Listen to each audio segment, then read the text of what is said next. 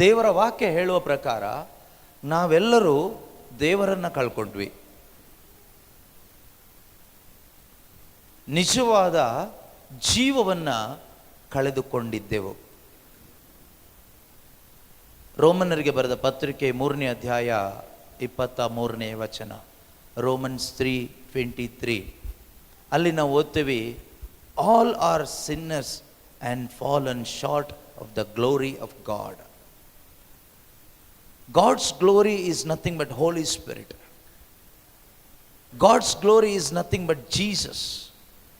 ದೇವರ ಮಹಿಮೆ ಅಂತ ಹೇಳುವಾಗ, ದೈವದತ್ತ ಮಹಿಮೆ ಅಂತ ಹೇಳುವಾಗ ಪವಿತ್ರಾತ್ಮರಾಗಿದ್ದಾರೆ, ಯೇಸು ಆಗಿದ್ದಾರೆ, ಬೇರೆ ಏನೂ ಅಲ್ಲ.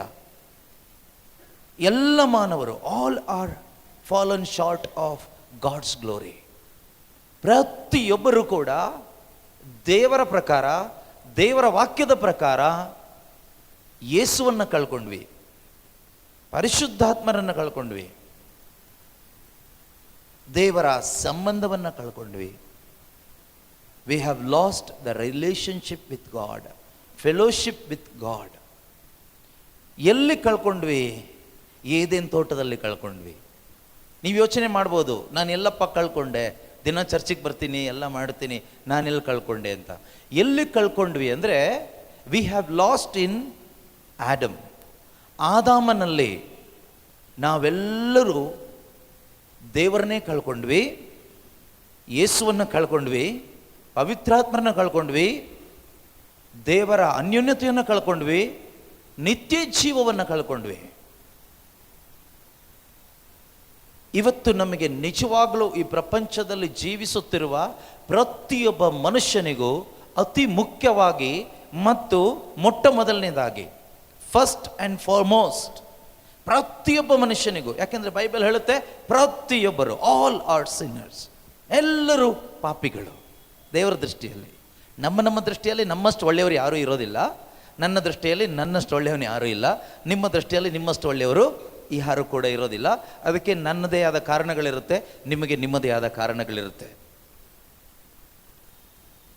ಆದರೆ ದೇವರ ದೃಷ್ಟಿಯಲ್ಲಿ ಎಲ್ಲರೂ ಒಂದೇ, ಎಲ್ಲರೂ ಪಾಪಿಗಳೇ, ಎಲ್ಲರೂ ದೇವದತ್ತ ಮಹಿಮೆಯನ್ನು ಕಳೆದುಕೊಂಡವರೇ. ಆದರೆ ಪ್ರೀತಿಯ ಸಹೋದರ ಸಹೋದರಿಯರೇ, ದೇವರು ಏನನ್ನು ನಾವು ಕಳೆದುಕೊಂಡಿದ್ದೇವೋ ಅದನ್ನು ನಮಗೆ ಮರಳಿ ಕೊಟ್ಟು ನಮ್ಮನ್ನು ಪುನರ್ ಸ್ಥಾಪನೆ ಮಾಡಲಿಕ್ಕೆ, ಯಾವುದರಲ್ಲಿ? ದೇವರ ಸಂಬಂಧದಲ್ಲಿ, ದೇವರ ಒಂದು ಅನ್ಯೋನ್ಯತೆಯಲ್ಲಿ ನಮ್ಮನ್ನು ನಿತ್ಯ ಜೀವಿತದಲ್ಲಿ, ಅಮರ ಜೀವದಲ್ಲಿ ಪುನರ್ಸ್ಥಾಪನೆ ಮಾಡಲಿಕ್ಕೆ ದೇವರು ಈ ಭೂಮಿಗೆ ಮನುಷ್ಯನಾಗಿ ಬಂದರು. ಇಂದು ನಮ್ಮ ಜೀವನದಲ್ಲಿ, ನಮ್ಮ ಒಬ್ಬೊಬ್ಬರ ಜೀವಿತದಲ್ಲಿ ಅದು ಯಾವಾಗ ನೆರವೇರುತ್ತೆ? ಸುಮ್ಮನೆ ಆಟೋಮೆಟಿಕ್ ಆಗಿ ಯೇಸು ಕ್ರಿಸ್ತರು ಈ ಧರೆಗೆ ಮನುಷ್ಯನಾಗಿ ಬಂದರು, ಶಿಲುಬೆ ಮೇಲೆ ಸತ್ತರು, ಪುನರುತ್ಥಾನರಾದರು, ಸ್ವರ್ಗಕ್ಕೆ ಏರಿ ಹೋದರು, ಪರಿಶುದ್ಧಾತ್ಮರನ್ನು ಕಳಿಸ್ಕೊಟ್ರು.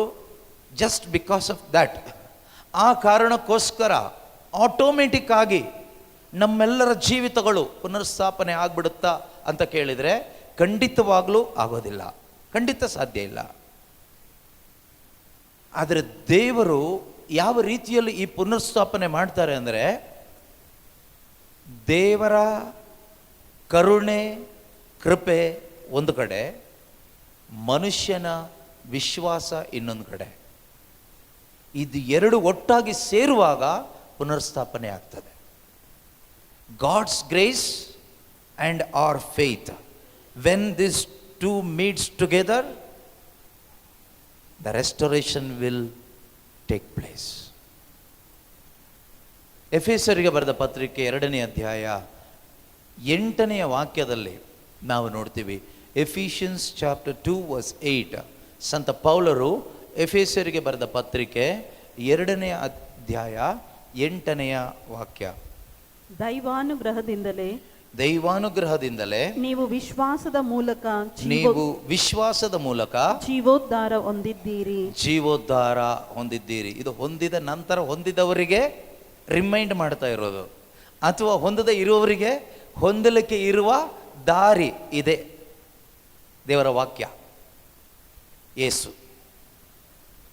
ಹೊಂದಿದವರಿಗೆ ನೀವು ಜೀವೋದ್ಧಾರ ಹೊಂದಿರುವುದು, ನಿಮ್ಮ ಜೀವನ ಪುನರ್ಸ್ಥಾಪನೆ ಆಗಿರುವುದು, ಅಥವಾ ನಿಮ್ಮ ಪಾಪಗಳೆಲ್ಲವೂ ಕ್ಷಮಿಸಲ್ಪಟ್ಟು ನೀವು ದೇವರ ಸಂಬಂಧಕ್ಕೆ, ಸತ್ಸಂಬಂಧಕ್ಕೆ ಬಂದಿರುವುದು, ಅಥವಾ ನೀವು ನೀತಿವಂತರಾಗಿರುವುದು, ನೀವು ನಿಜವಾದ ಒಂದು ಕ್ರೈಸ್ತರಾಗಿರುವುದು ಯಾವ ರೀತಿಯಲ್ಲಿ ಅನ್ನೋದು ಈ ವಾಕ್ಯ ನಮಗೆ ಹೇಳ್ಕೊಡುತ್ತೆ. ಅಂದರೆ ದೇವರು ನಮಗೆ ಹೇಳ್ಕೊಡ್ತಾರೆ, ಆ ರೀತಿ ಆಗಿದ್ದೇವೆ ಅಥವಾ ಆಗಲಿಕ್ಕಿರುವ ದಾರಿ. ಈಗ ನಾವು ಯಾರಿಗಾದರೂ ದಾರಿ ಹೇಳ್ಕೊಡ್ಬೇಕು, ನಾನು ಕ್ರೈಸ್ತನಾಗಬೇಕಾದ್ರೆ ಏನು ಮಾಡಬೇಕು ಅಂತ ಯಾರಾದರೂ ಕೇಳ್ತಾರೆ. I want to become a Christian, what must I do ಅಂತ ಕೇಳ್ತಾರೆ. ಅವರಿಗೆ ಹೇಳ್ಕೊಡ್ಬೇಕಾದ್ರೆ ಇದು ನಿಮಗೆ ಅರ್ಥ ಆಗಬೇಕು. ಅಥವಾ ನನ್ನ ಎಲ್ಲ ಪಾಪ ಕ್ಷಮೆ ಪಡ್ಕೊಂಡು ದೇವರಿಂದ ಪಾಪ ಕ್ಷಮೆಯನ್ನು ಹೊಂದಿ ನಾನು ದೇವರ ಮಗನಾಗಬೇಕು, ನಾನು ದೇವರ ಮಗಳಾಗಬೇಕು, ನಾನು ದೇವರ ಸತ್ಸಂಬಂಧಕ್ಕೆ ಬರಬೇಕು. ಹಾಗಾದರೆ ನನಗೇನು ದಾರಿ, ನಾನೇನು ಮಾಡಬೇಕು? What must I do to become God's child? How it is possible? ಹೇಗೆ ಇದು ಸಾಧ್ಯ? ಹೀಗೆ ಇದರ ಮುಖಾಂತರ ಆದ್ರೇ ದೇವರ ಮಕ್ಕಳಾಗೋದು. ಬೇರೆ ಯಾವುದು ದಾರಿ ಇಲ್ಲ, ಯಾವುದು ಶಾರ್ಟ್ಕಟ್ ಇಲ್ಲ. ಆಯಿತಾ? ಪಿಶಾಚಿ ಸುಮಾರು ಶಾರ್ಟ್ಕಟ್ಗಳು ಹಾಕ್ಬಿಟ್ಟಿದ್ದಾನೆ ಪ್ರಪಂಚದಲ್ಲಿ. ಜನ ಪಾಪ ಆ ಶಾರ್ಟ್ಕಟ್ ಮುಖಾಂತರ ಬಂದುಬಿಟ್ಟು ನಾವು ದೇವ್ರ ಮಕ್ಕಳು ಆಗ್ಬಿಟ್ಟಿದ್ದೀವಿ, ನಾವು ಕ್ರೈಸ್ತರಾಗ್ಬಿಟ್ಟಿದ್ದೀವಿ, ನಾವೀಗ ದೇವ್ರ ಮುಂದೆ ನೀತಿವಂತರಾಗ್ಬಿಟ್ಟಿದ್ದೀವಿ ಅಂತ ಮನಸ್ಸೊಳಗಡೆ ಅಂದ್ಕೊಂಡು ಮೂಢರಾಗಿ ಮೂರ್ಖತನದಲ್ಲಿ ಬದುಕ್ತಾ ಇದ್ದಾರೆ. ಪ್ರೀತಿಯ ಸಹೋದರ ಸಹೋದರಿಯರೇ, ನಾವು ದೇವರ ವಾಕ್ಯದ ದಾರಿಯಲ್ಲಿ, ದೇವರ ದಾರಿಯಲ್ಲಿ ಬಂದರೆ ಮಾತ್ರನೇ ದೇವರ ಕಾರ್ಯ ನಮ್ಮಲ್ಲಿ ನೆರವೇರುತ್ತೆ. ಇಲ್ಲದೆ ಇದ್ದರೆ ಪಿಶಾಚಿ ಕಾರ್ಯ ನೆರವೇರ್ತಾನೇ ಇರುತ್ತೆ. ದೇವರ ಕಾರ್ಯ ನೀವೆಷ್ಟು ಪ್ರಾರ್ಥನೆ ಮಾಡಿದ್ರು, 40 ದಿನ ಉಪವಾಸ ಮಾಡಿದ್ರು, ಆಯಿತಾ, ಏನೆಲ್ಲ ಮಾಡಿದ್ರು, ದೇವರ ಕಾರ್ಯ, ದೇವರ ಯೋಜನೆಗಳು, ದೇವರ ಚಿತ್ತ ಖಂಡಿತವಾಗಲು ನಮ್ಮ ಜೀವಿತದಲ್ಲಿ ನೆರವೇರೋದಿಲ್ಲ. ಅದು ನೆರವೇರಬೇಕಾದ್ರೆ ದೇವರ ದಾರಿಯಲ್ಲಿ ನಾವು ಬರಬೇಕು. ದೇವರ ವಾಕ್ಯ ದೇವರ ದಾರಿಯನ್ನು ನಮಗೆ ತೋರಿಸ್ತದೆ. Word of God will reveal the will of God. God's word will reveal God's will, God's plan for your life. ದೇವರ ವಾಕ್ಯ ಮಾತ್ರನೇ ದೇವರ ಚಿತ್ತ ಅಥವಾ ದೇವರ ಯೋಚನೆ ನಮಗೆ ಪ್ರಕಟಪಡಿಸಿಕೊಡುತ್ತದೆ. ಇಲ್ಲಿ ಬೋಧನೆ ಮಾಡಲು ಬರುವ ಬೋಧಕರಿಗೆ ದೇವರ ಯೋಜನೆ ನಿಮ್ಮ ಜೀವಿತದಲ್ಲಿ ಪ್ರಕಟಪಡಿಸಿಕೊಡ್ಲಿಕ್ಕೆ ಖಂಡಿತ ಸಾಧ್ಯ ಇಲ್ಲ. ಪ್ರೀಚ್ ಮಾಡೋರೆಲ್ಲ ಪ್ರೀಚ್ ಮಾಡೋರು ಅಷ್ಟು ಪ್ರೀಚ್ ಮಾಡ್ಬೋದು ಅಷ್ಟೇ, ಪ್ರಬೋಧನೆ ಮಾಡ್ಬೋದು ಅಷ್ಟೇ, ಪ್ರವಾದನೆ ಮಾಡ್ಬೋದು, ಪ್ರಬೋಧನೆ ಮಾಡ್ಬೋದು, ಈ ರೋಗ ಸೌಖ್ಯದ ಶುಶ್ರೂಷೆ ಮಾಡ್ಬೋದು, ಇದನ್ನೆಲ್ಲ ಮಾಡ್ಬೋದು. ಆದರೆ ದೇವರ ಚಿತ್ತವನ್ನು ಪ್ರಕಟಪಡಿಸಿಕೊಡುವವರು ದೇವರು ಮಾತ್ರನೇ. ಹೇಗೆ? ಥ್ರೂ ಹಿಸ್ ವರ್ಡ್, ಅವರ ವಾಕ್ಯದ ಮುಖಾಂತರ. ಅದರಿಂದ give importance to the word of God. ದೇವರ ವಾಕ್ಯಕ್ಕೆ ಹೆಚ್ಚು ಅನ್ನೋದಕ್ಕಿಂತ ಮೊದಲ ಮತ್ತು ಸಂಪೂರ್ಣ ಆದ್ಯತೆಯನ್ನು ನಾವೆಲ್ಲರೂ ಯಾವಾಗಲೂ ಕೊಡಬೇಕು. ಧ್ಯಾನದ ಸಮಯದಲ್ಲಿ ಮಾತ್ರ ಅಲ್ಲ, always we have to give importance and priority to the word of God, because God's word is Jesus. ದೇವರ ವಾಕ್ಯ ಯೇಸು ಆಗಿದ್ದಾರೆ. He is the way to eternal life. ನಿತ್ಯ ಜೀವಕ್ಕಿರುವ ಏಕೈಕ ದಾರಿ, ಏಕಮಾತ್ರ ದಾರಿ ಯೇಸು ಮಾತ್ರನೇ. ಅವ್ರು ಹೇಳ್ತಾರೆ, ನನ್ನ ಮುಖಾಂತರ ಬಾರದ ಹೊರತು ಯಾರು ಪಿತನ ಬಳಿಗೆ ಬರಲಿಕ್ಕೆ ಸಾಧ್ಯ ಇಲ್ಲ. ಸಾಧ್ಯ ಇಲ್ಲ ಅಂತ ಯೇಸು ಹೇಳಿದ ಮೇಲೆ ಇನ್ನೊಂದು ದಾರಿ ಇದೆ, ಹೀಗೂ ಹೋಗಬಹುದು ಅನ್ನೋ ಹೇಳೋದು ಯಾರು ಗೊತ್ತಾ? ಪಿಶಾಚಿ ಆಗಿರ್ತಾನೆ, ಡೆವಿಲ್. ಒಂದೇ ದಾರಿ, ಅದು ಯೇಸು ಮಾತ್ರನೇ. ಯೇಸು ಮಾತ್ರನೇ ಅಂತ ಹೇಳುವಾಗ that is through the word of god, that is through understanding and believing in the gospel. ದೇವರ ವಾಕ್ಯದ ಮುಖಾಂತರ ಅಂತ ಹೇಳುವಾಗ ದೇವರ ವಾಕ್ಯವನ್ನು ಅರಿತುಕೊಂಡು ಶುಭ ಸಂದೇಶದಲ್ಲಿ ವಿಶ್ವಾಸ ಇಡುವುದರ ಮುಖಾಂತರ ಮಾತ್ರನೇ. ಆದ್ದರಿಂದ ಈ ವಾಕ್ಯ, ಈಗ ಏನು ಮೊದಲನೇ ವಾಕ್ಯ ನಾವು ಓದಿದ್ದೀವೋ, ಎಫಿಷಿಯನ್ಸ್ 2:8, ಸಂತ ಪೌಲರು ಎಫೆಸರಿಗೆ ಬರೆದ ಪತ್ರಿಕೆ 2ನೇ ಅಧ್ಯಾಯ 8ನೇ ವಾಕ್ಯ, ಅದು ನಮ್ಮ ಜೀವಿತದ ಪುನರ್ಸ್ಥಾಪನೆಗೆ ಒಂದು ಅಡಿಪಾಯ ಹಾಕುವ ವಾಕ್ಯ ಆಗಿದೆ. ಆಯ್ತಾ? ಇನ್ನೊಂದು ಸರಿ ಓದೋಣ. ದೈವಾನುಗ್ರಹದಿಂದಲೇ ದೈವಾನುಗ್ರಹದಿಂದಲೇ ನೀವು ವಿಶ್ವಾಸದ ಮೂಲಕ ನೀವು ಅಥವಾ ನಾವು ವಿಶ್ವಾಸದ ಮೂಲಕ ಜೀವೋದ್ಧಾರ ಹೊಂದಿದ್ದೀರಿ. ಜೀವೋದ್ಧಾರ ಹೊಂದಿದ್ದೀರಿ. ಅದು ನೆಕ್ಸ್ಟ್ ವಾಕ್ಯನ ಓದ್ಬಿಡೋಣ. ಇದು ನಿಮ್ಮ ಪ್ರಯತ್ನದ ಫಲವಲ್ಲ. ಇದು ನನ್ನ ನಿಮ್ಮ ಮನುಷ್ಯನ ಯಾವ ಪ್ರಯತ್ನದ ಫಲವೂ ಅಲ್ಲ, ದೇವರಿತ್ತ ವರಪ್ರಸಾದ. ದೇವರಿತ್ತ ವರಪ್ರಸಾದ ಅಂದರೆ it is free gift of god. ಒಂದು ವರ, ವರ gift. It is free gift of god. ನಾವು ನೋಡೋಣ ಈ ವಾಕ್ಯವನ್ನು.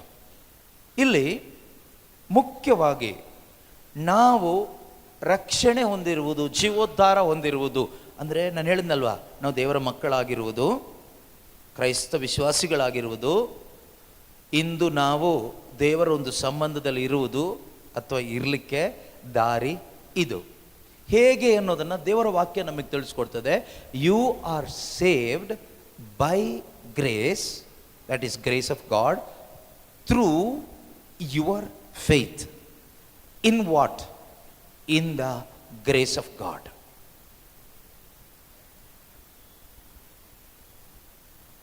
ಇದು ಆಗದೇ ಇದ್ದರೆ ಯು ಕೆನಾಟ್ ಬಿ ಸೇವ್ಡ್.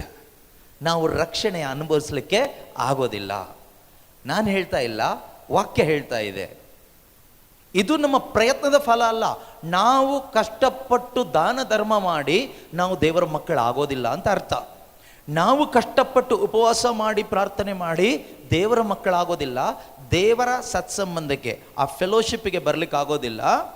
ನಾವು ಕಷ್ಟಪಟ್ಟು ಏನೇನೋ ಮಾಡೋದ್ರಿಂದ, ಕೆಲವರು ಹೇಳ್ತಾರಲ್ವ, ನಾವು ಕಷ್ಟಪಟ್ಟು ಡೈಲಿ ಅದು ಮಾಡ್ತೀವಿ, ಇದು ಮಾಡ್ತೀವಿ, ಹಾಗೆ ಮಾಡ್ತೀವಿ, ಹೀಗೆ ಮಾಡ್ತೀವಿ, ಅಲ್ಲಿ ಪ್ರೇಯರ್ ಮಾಡ್ತೀವಿ, ಇಲ್ಲಿ ಪ್ರೇಯರ್ ಮಾಡ್ತೀವಿ, ಬೆಳಗ್ಗೆ ಎದ್ದು ಪ್ರೇಯರ್ ಮಾಡ್ತೀವಿ, ಮಧ್ಯಾಹ್ನ ಮಾಡ್ತೀವಿ, ಬೈಬಲ್ ಓದ್ತೀವಿ, ಎಲ್ಲ ಮಾಡ್ತೀವಿ. ಗುಡ್, ಎಲ್ಲ ಮಾಡೋದೆಲ್ಲ ಒಳ್ಳೆ ಕಾರ್ಯನೇ.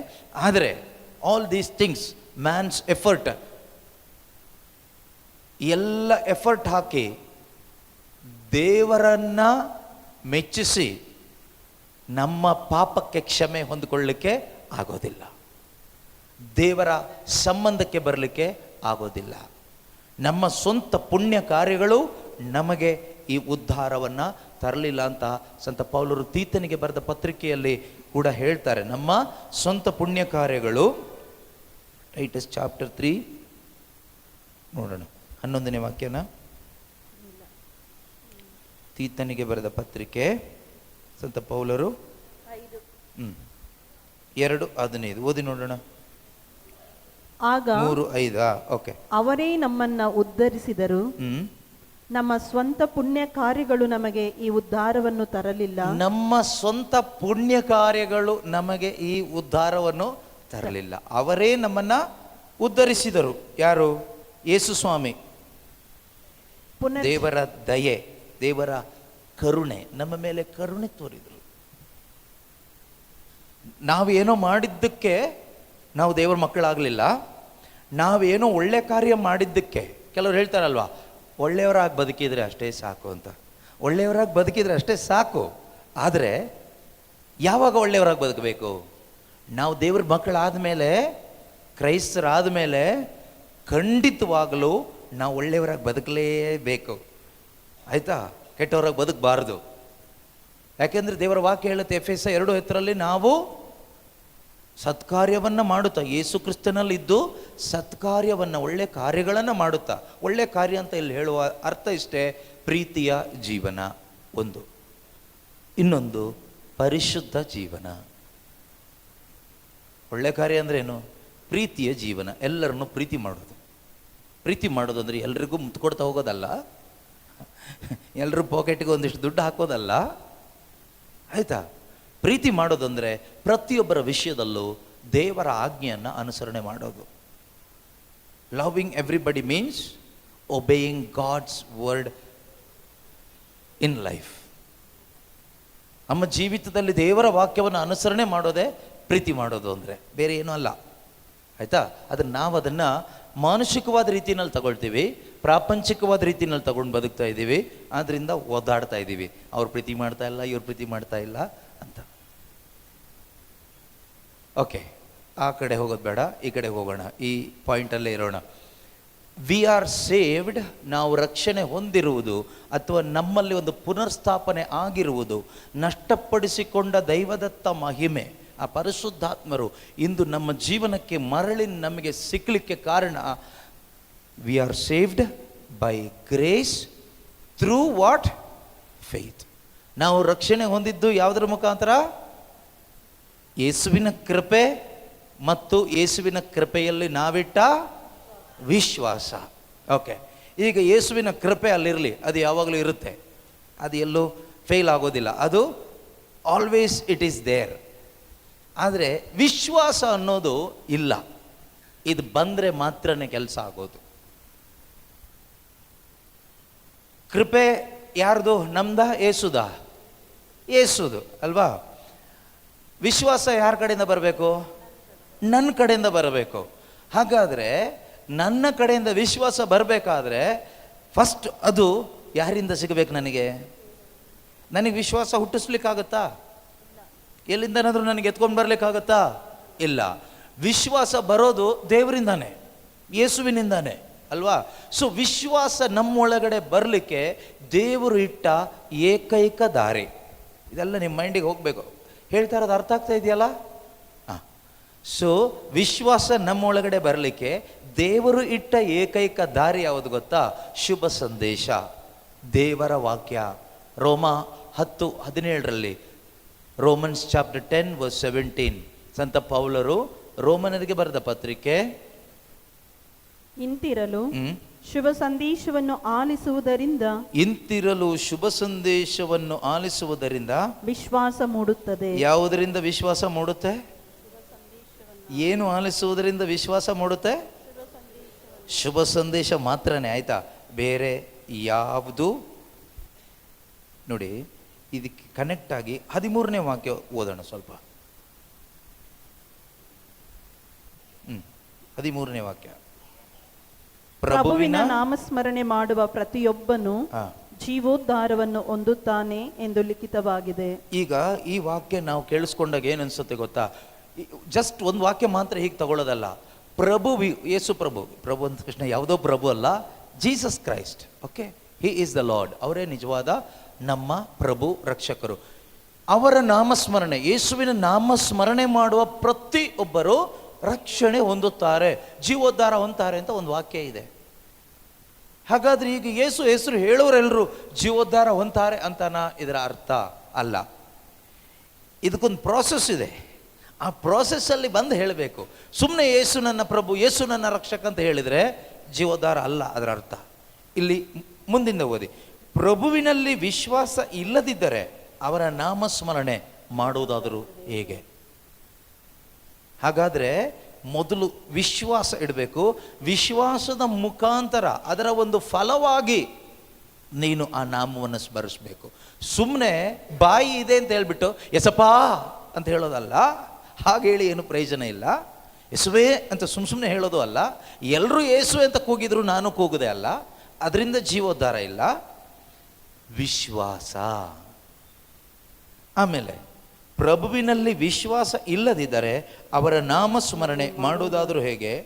ಅವರ ವಿಷಯವನ್ನು ಕುರಿತು ಕೇಳದಿದ್ದರೆ ಅವರಲ್ಲಿ ವಿಶ್ವಾಸಿಸುವುದಾದರೂ ಹೇಗೆ? ಹಾಗಾದರೆ ವಿಶ್ವಾಸ ಬರಬೇಕಾದ್ರೆ ಫಸ್ಟ್ ಕೇಳಬೇಕು. ಏನು ಬೇಕು? ನೋಡೋದ್ರಿಂದ ಬರೋದಿಲ್ಲ ವಿಶ್ವಾಸ, ಕೇಳಿಸಿಕೊಳ್ಳೋದ್ರಿಂದ ಬರುತ್ತದೆ ವಿಶ್ವಾಸ. ಈಗ ಎಷ್ಟೋ ಧ್ಯಾನಗಳಿಗೆ, ಪ್ರಾರ್ಥನೆಗಳಿಗೆ ನಾವು ಹೋಗ್ತೀವಿ, ಅಲ್ಲಿ ಕೆಲವೊಂದು ಅದ್ಭುತಗಳನ್ನು ನೋಡ್ತೀವಿ. ಕೆಲವೊಂದು ಅದ್ಭುತಗಳನ್ನು ನೋಡ್ತೀವಿ. ಸತ್ತವರು ಎದ್ದಿರೋದಿರ್ಬೋದು, ಕುಷ್ಠರೋಗಿ ಕುಷ್ಠ ಹೋಗಿರೋದಿರ್ಬೋದು, ಕಾಲು ನೆಟ್ಟಗಾಗಿದ್ದು, ಸೊಂಟ ನೆಟ್ಟಗಾಗಿದ್ದು, ಸತ್ತ ಮನುಷ್ಯ ಎದ್ದಿರೋದು, ಇದೆಲ್ಲ ನಾವು ನೋಡ್ತೀವಿ. ಇವತ್ತು ಯೂಟ್ಯೂಬಲ್ಲೆಲ್ಲ ಸುಮಾರು ಅದ್ಭುತಗಳು ನೋಡಿ ನಾವು ಕಷ್ಟಪಟ್ಟು ಅಲ್ಲಿಗೆ ಎದ್ದು ಬಿದ್ದು ಓಡೋಗ್ತೀವಿ ಅಲ್ವಾ? ಸಾಲಾಗೆಲ್ಲ ಮಾಡಿಕೊಂಡು ನಮ್ಮದು ಏನಾದರೂ ಒಂದು ಆಗಲಿ ಅಂತ. ಏನಿವೆ ಆಗಲಿ, ಒಳ್ಳೆಯದೇ. ಆದರೆ ಇದರಿಂದ ನಮ್ಮೊಳಗಡೆ ಏನು ಬರೋದಿಲ್ಲ? ಜೀವೋದ್ಧಾರ ಪಡ್ಕೊಳ್ಳಿಕ್ಕೆ ಬೇಕಾದ ವಿಶ್ವಾಸ ಬರೋದಿಲ್ಲ. ರಕ್ಷಣೆ ಪಡ್ಕೊಳ್ಳಿಕ್ಕೆ ಬೇಕಾದ ವಿಶ್ವಾಸ ಬರೋದಿಲ್ಲ. ಹೋಗಿ ಅದ್ಭುತ ಪಡ್ಕೊಳ್ಳಿಕ್ಕೆ ಬೇಕಾದ ವಿಶ್ವಾಸ ಬರುತ್ತೆ. ಇದರಿಂದ ನಿಮ್ಮ ಆತ್ಮಕ್ಕೆ ಏನು ಪ್ರಯೋಜನ ಇಲ್ಲ. ನಷ್ಟಪಟ್ಟು ಹೋದ ಏದೇನ್ ತೋಟದಲ್ಲಿ ಆದಾಮನ ಮುಖಾಂತರ ನಷ್ಟಪಟ್ಟು ಹೋದ ದೈವದತ್ತ ಮಹಿಮೆ, ದೇವರ ಸಂಬಂಧ, ದೇವರ ಮಗನಾಗಿ ಮಗಳಾಗಿ ಜೀವಿಸುವ ಸೌಭಾಗ್ಯ ನಮಗೆ ಮರಳಿ ಅದ್ಭುತ ನೋಡಿದ್ರಿಂದ ಸಿಗೋದಿಲ್ಲ. ಕೇಳಿಸಿಕೊಂಡು ವಿಶ್ವಾಸ ಇಡೋದ್ರಿಂದ ಮಾತ್ರನೇ ಸಿಗುತ್ತೆ ಅಂತ ದೇವರ ವಾಕ್ಯ ನಮಗೆ ಹೇಳುತ್ತೆ. ನೋಡಿ, ಅವರನ್ನು ಅವರ ವಿಷಯವನ್ನು ಕುರಿತು ಕೇಳದಿದ್ದರೆ ಅವರನ್ನು ವಿಶ್ವಾಸಿಸುವುದಾದರೂ ಹೇಗೆ? ಈಗ ನೆಕ್ಸ್ಟ್, ಬೋಧಿಸುವವರು ಇಲ್ಲದಿದ್ದರೆ ಅವರ ವಿಷಯವನ್ನು ಕುರಿತು ಬೋಧಿಸುವುದಾದರೂ ಕೇಳುವುದಾದರೂ ಹೇಗೆ? ಹಾಗಾದರೆ ಯೇಸುವಿನ ವಿಷಯ ಅಥವಾ ನಿತ್ಯ ಜೀವದ ವಿಷಯ ನಾವು ಕೇಳಿಸ್ಕೋಬೇಕಾದ್ರೆ ಯಾರು ಬೇಕು? ಬೋಧಕರು ಬೇಕು. ನಿಮ್ಮಲ್ಲೊಂದು ರಿಕ್ವೆಸ್ಟ್ ಏನು ಗೊತ್ತಾ? ನೀವೆಲ್ಲರೂ ಬೋಧಕರಾಗಬೇಕು. ಅಟ್ಲೀಸ್ಟ್ ನಿಮ್ಮ ಮುಖಾಂತರನಾದರೂ ಅನೇಕರು ಶುಭ ಸಂದೇಶ ಕೇಳಿಸ್ಕೊಳ್ಳಿ, ವಿಶ್ವಾಸಿಗಳಾಗಲಿ, ನಿತ್ಯ ಜೀವ ಪಡ್ಕೊಳ್ಳಿ. ಏನನ್ನು ಕಳ್ಕೊಂಡಿದ್ದಾರೋ, ನಿಜವಾಗ್ಲೂ ನಾನು ಹೇಳ್ತಾ ಇರೋದು ಕಳ್ಕೊಂಡಿದ್ದ ಆಸ್ತಿ ಪಾಸ್ತಿ ಬಗ್ಗೆ ಅಲ್ಲ. ಆಸ್ತಿ ಪಾಸ್ತಿ, ಆರೋಗ್ಯ, ಅದು ಇದು, ಅಪ್ಪನ್ನ ಕಳ್ಕೊಂಡ್ವಿ, ಅಮ್ಮನ್ನ ಕಳ್ಕೊಂಡ್ವಿ. ಈಗ ಯೇಸು ನಂಬಿದ್ರೆ ಅಪ್ಪ ಸಿಗ್ತಾರಾ? ಯೇಸು ನಂಬಿದ್ರೆ ಅಮ್ಮ ಸಿಗ್ತಾರಾ? ಕಾಲು ಮುರಿದೋಗಿದೆ, ಯೇಸು ನಂಬಿದ್ರೆ ಮುರಿದೋಗಿರೋ ಕಾಲು ಸಿಗುತ್ತಾ? ಅದು ಸಿಗದೇ ಇರ್ಬೋದು. ಅದ್ರ ಬಗ್ಗೆ ಅಲ್ಲ ಹೇಳ್ತಾ ಇರೋದು. ಅದು ನಿಮಗೆ ನಷ್ಟನೇ ಅಲ್ಲ, ಆಯಿತಾ? ಅದು ನಿಮ್ಮ ಲೆಕ್ಕಕ್ಕೆ ನಷ್ಟ, ಈ ಲೋಕದ ಜೀವನಕ್ಕೆ ನಷ್ಟ. ಆದರೆ ಬೈಬಲ್ ಇರೋದು ಈ ಲೋಕದ ಕ್ಷಣಿಕವಾದ ಜೀವನ ಜೀವಿಸೋದು ಹೇಗೆ ಅಂತ ತೋರಿಸ್ಕೊಡ್ಲಿಕ್ಕಲ್ಲ, ಪರಲೋಕದ ಜೀವನಕ್ಕೆ ಇಲ್ಲಿ ಹೇಗೆ ನಾವು ಪ್ರಿಪೇರ್ ಆಗಬೇಕು ಅಂತ. 100 ವರ್ಷ ಅಥವಾ ಉದಾಹರಣೆ ಹೇಳ್ತಾ ಇರೋದು, 100 ವರ್ಷ ಜೀವಿಸುವ ಜೀವನ ಹೇಗೆ ನಾವು ಸೂಪರ್ ಆಗಿ ಬದುಕಬಹುದು ಅಂತ ಅಲ್ಲ ಬೋಧನೆ. ನಮಗದು ಅರ್ಥ ಆಗಬೇಕು. Then only we will desire for it. If you do not understand about eternal life, you will not have desire for it. You cannot have that desire. ನೋಡಿ, ಎಷ್ಟೋ ನಾವು ಉದಾಹರಣೆ ಈ ಯೂಟ್ಯೂಬ್ನಲ್ಲೆಲ್ಲ ನೀವೆಲ್ಲ ಕೇಳಿಸ್ಕೊಂಡಿರ್ತೀರ, ನೋಡಿರ್ತೀರ. ಶ್ರೀಮಂತರಾಗೋದು ಹೇಗೆ ಅಂತ ಒಂದು ಬೋಧನೆ ಇದೆ ಅಂತ ಇಟ್ಕೊಳ್ಳೋಣ. ಹೊಡೆದು ನೋಡಿ title, how to become rich ಅಂತ ಹೊಡೆದು ನೋಡಿ, ಅವ್ರು ಬೋಧನೆ ಬರುತ್ತೆ, ಬೋಧನೆ ಎಲ್ಲ ಬರುತ್ತೆ. ಅದನ್ನು ಕೇಳಿಸ್ಕೊಂಡಾಗ ನಮ್ಮೊಳಗಡೆ ಏನು ಬರುತ್ತೆ? ಆಸೆ ಬರುತ್ತೆ. ನಾವು ಅದನ್ನು ಕೇಳಿಸ್ಕೊಳ್ತೀವಿ, ಅದರಂತೆ ಮಾಡ್ತೀವಿ, ಶ್ರೀಮಂತರು ಆಗ್ತೀವಿ. ಎಲ್ಲಿರ್ತೀವಿ ಲಾಸ್ಟು? ಧನಿಕ ಶ್ರೀಮಂತ ಸೆಟ್ಲ್ ಆದ್ನಲ್ಲ, ಅಲ್ಲೋಗಿ ಸೆಟ್ಲ್ ಆಗ್ತೀವಿ ಒಂದು ದಿನ ಸತ್ತಾದ್ಮೇಲೆ. ಆದರೆ ಯೇಸು ಕ್ರಿಸ್ತರು ಶಿಲುಬೆ ಮೇಲೆ ಆ ಘೋರ ಯಾತನೆಯನ್ನು ಅನುಭವಿಸಿ ತನ್ನ ಕೊನೆಯ ತೊಟ್ಟು ರಕ್ತವನ್ನು ಚೆಲ್ಲಿ ಶಿಲುಬೆ ಮೇಲಿಂದ ಎಲ್ಲರನ್ನು ಕ್ಷಮಿಸಿ ನಮಗಾಗಿ ಪ್ರಾರ್ಥಿಸಿ ತನ್ನ ಪ್ರಾಣವನ್ನು ಒಪ್ಪಿಸಿಕೊಟ್ಟು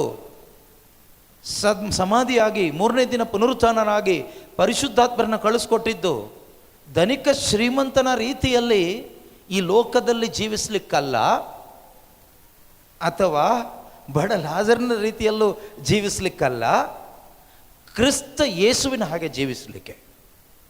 to live like Jesus Christ, ಕ್ರಿಸ್ತ ಯೇಸುವಿನ ಅನುರೂಪಿಯಾಗಿ ಜೀವಿಸಲಿಕ್ಕೆ. ರೋಮದವರಿಗೆ ಬರೆದ ಪತ್ರಿಕೆ ನಾವು ನೋಡ್ತೀವಿ, 8ನೇ ಅಧ್ಯಾಯದಲ್ಲಿ 29ನೇ ವಾಕ್ಯದಲ್ಲಿ ಇದೆ, ದೇವರು ಯಾರನ್ನು ತಮ್ಮವರೆಂದು ಮೊದಲೇ ಆರಿಸಿಕೊಂಡರೋ ಅವರನ್ನು ತಮ್ಮ ಪುತ್ರನ ಅನುರೂಪಿಗಳಾಗುವಂತೆ ಆಗಲೇ ನೇಮಿಸಿದರು. ಯಾರ ಅನುರೂಪಿ ಆಗುವಂತೆ? ತಮ್ಮ ಪುತ್ರನ ಅನುರೂಪಿ ಆಗುವಂತೆ ನೇಮಿಸಿದ್ದಾರೆ ದೇವರು. ಪ್ರತಿಯೊಬ್ಬ ವಿಶ್ವಾಸಿಯನ್ನ ಅಥವಾ ಕ್ರೈಸ್ತರನ್ನ ದೇವರು ನೇಮಿಸಿದ್ದಾರೆ ನಿಜವಾಗಲೂ. ಆದರೆ ನಾನು ಹೇಳ್ತಾ ಇದ್ದು ಡಮ್ಮಿ ಪೀಸ್ಗಳ ಬಗ್ಗೆನೂ ಅಲ್ಲ, ಡೂಪ್ಲಿಕೇಟ್ಗಳ ಬಗ್ಗೆನೂ ಅಲ್ಲ. ಈ ಭ್ರಮೆಯಲ್ಲಿ ನಾವು ವಿಶ್ವಾಸಿಗಳು, ನಾವು ಕ್ರೈಸ್ತರು, ನಾವು ದೇವರ ಮಕ್ಕಳು ಎಂದು ಅನೇಕರು ಬದುಕ್ತಾ ಇದ್ದಾರೆ. ಮೆಜಾರಿಟಿ ಅವರೇ ತುಂಬಿಕೊಂಡಿದ್ದಾರೆ ಚರ್ಚ್ಗಳಲ್ಲಿ. ನಾವು ದೇವ್ರ ಮಕ್ಕಳು, ನಾವು ವಿಶ್ವಾಸಿಗಳು, ನಾವು ನಿಜವಾದ ಕ್ರೈಸ್ತರು ಎಂಬ ಭ್ರಮೆಯಲ್ಲಿ. ಓಕೆ, ಆಗಿದ್ದಕ್ಕಲ್ಲ, ಆ ಭ್ರಮೆಯಲ್ಲಿ ಅನೇಕರಿದ್ದಾರೆ ಇವತ್ತು. ಅವರೇ ಮೆಜಾರಿಟಿ, ಅವರೇ ಹೆಚ್ಚಾಗಿ ಇರುವವರು. ಅವ್ರ ಬಗ್ಗೆ ಎಲ್ಲ ಹೇಳ್ತಾ ಇರೋದು. ವಿಶ್ವಾಸವಿಟ್ಟು ಶುಭ ಸಂದೇಶವನ್ನು ಆಲಿಸಿ ವಿಶ್ವಾಸಿಸಿ ಯೇಸುವಿನ ಕೃಪೆಯಿಂದ ರಕ್ಷಣೆಯನ್ನು ಹೊಂದಿಕೊಂಡವರು, ಆತ್ಮದಲ್ಲಿ ರಕ್ಷಣೆಯನ್ನು, ನಿತ್ಯವಾದ ಜೀವವನ್ನು, ಪರಿಶುದ್ಧಾತ್ಮನ ಮುದ್ರೆಯನ್ನು ಹೊಂದಿಕೊಂಡವ್ರ ಬಗ್ಗೆ ಹೇಳ್ತಾ ಇರೋದು. ಅವರಿಂದ ದೇವರು ಏನು ಎಕ್ಸ್ಪೆಕ್ಟ್ ಮಾಡ್ತಾರೆ ಅಂದರೆ, ಕ್ರಿಸ್ತ ಯೇಸುವಿನ ಹಾಗೆ ಇವನಾಗಬೇಕು. ಯಾಕೆ ಆ ಪರಿಶುದ್ಧಾತ್ಮನ ನಮಗೆ ಕೊಟ್ಟರು? What is the purpose of giving you the Holy Spirit? By the help of the Holy Spirit we will be transformed every day into the image of Jesus Christ. ಪರಿಶುದ್ಧಾತ್ಮನ ನಮಗೆ ಯಾಕೆ ದೇವರು ಕೊಟ್ಟರು ಅಂದರೆ, ಆ ಪವಿತ್ರಾತ್ಮನ ಸಹಾಯದಿಂದ ದಿನದಿಂದ ದಿನಕ್ಕೆ ನಾವು ಕ್ರಿಸ್ತ ಯೇಸುವಿನ ಅನುರೂಪಿ ಆಗಬೇಕು. That is what god the father is expecting from all of us. ನಾವು ದೊಡ್ಡ ಕರಿಸ್ಮ್ಯಾಟಿಕ್ ಪ್ರೀಚರ್ ಆಗಬೇಕು ಅಂತ ಖಂಡಿತ ಎಕ್ಸ್ಪೆಕ್ಟ್ ಮಾಡ್ತಾ ಇಲ್ಲ. ನನ್ನಿಂದ ದೇವರು ಏನು ಎಕ್ಸ್ಪೆಕ್ಟ್ ಮಾಡ್ತಾರೆ ಅಂದರೆ, ನಾನು ಎಲ್ಲ ಕಡೆ ಹೋಗಿ ಬೋಧನೆ ಮಾಡಿ ದೊಡ್ಡ ಬೋಧಕ ಆಗಬೇಕು ಅಲ್ಲ, ಹೋಗಿ ಎಲ್ಲ ಕಡೆ ದೆವ್ವ ಓಡಿಸ್ಬೇಕು ಅಲ್ಲ. ದೇವರು ನನ್ನಿಂದ ಎಕ್ಸ್ಪೆಕ್ಟ್ ಮಾಡ್ತಾ ಇರೋದು ನಾನು ಹೋಗಿ ಎಲ್ಲ ಸತ್ತವ್ರನ್ನು ಎಬ್ಬಿಸಬೇಕು ಅಲ್ಲ. ಇದು ಯಾವುದು ಅಲ್ಲ. ದೊಡ್ಡ ದೊಡ್ಡ ಕನ್ವೆನ್ಷನ್ ಮಾಡಬೇಕು, ರಿಟ್ರೀಟ್ ನಡೆಸಬೇಕು, ಇದು ಯಾವುದು ದೇವರು ನನ್ನಿಂದ ಬಯಸ್ತಾ ಇಲ್ಲ. ನನ್ನಿಂದ ದೇವರು ಬಯಸ್ತಾ ಇರೋದು ಒಂದೇ, ನಾನು ಯೇಸುವಿನಂತೆ ಆಗಬೇಕು.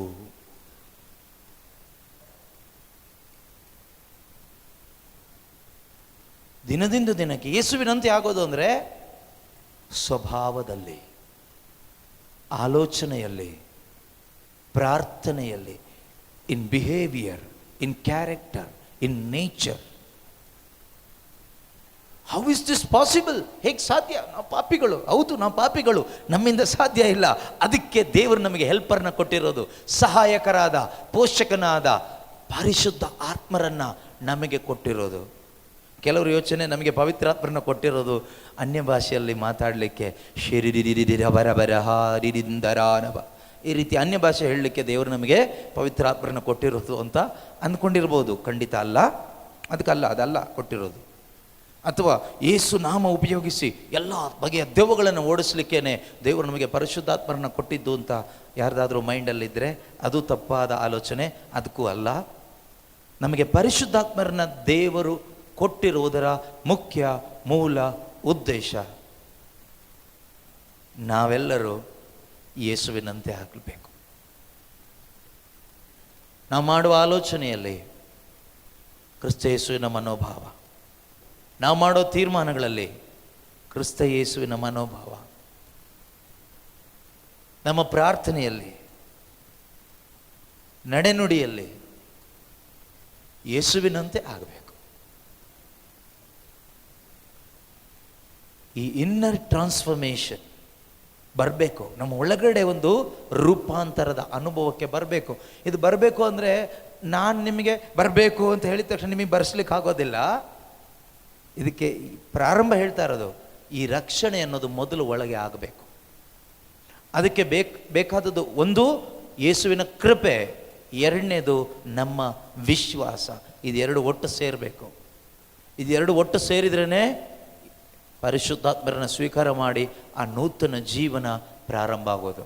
ನಾನು ಹೇಳಿದೆ, ದೇವರ ಕೃಪೆಯಲ್ಲಿ ಇಡಿ, ಅದು ಯಾವಾಗಲೂ ಇದೆ, always ready. Jesus is always I am, ನಾನೇ ತಾನಾಗಿ ಇರುವ ಆತನು. ಅವ್ರು ಯಾವತ್ತೂ ಹೋಗಿಲ್ಲ, ಅದರಿಂದ ಬರೋಲ್ಲ, ಅವ್ರು ಯಾವಾಗಲೂ ಇದ್ದಾರೆ. ದೇವರು ಗಾಡ್ ಈಸ್ ಆಲ್ವೇಸ್, ಅವರು ಯಾವಾಗಲೂ ಇದ್ದಾರೆ, ನಿತ್ಯವೂ ಇದ್ದಾರೆ. ಬೈಬಲ್ ಹೇಳುತ್ತೆ, ದೇವರು ನಮ್ಮಲ್ಲಿ ಯಾರಿಂದನೂ ದೂರ ಇಲ್ಲ.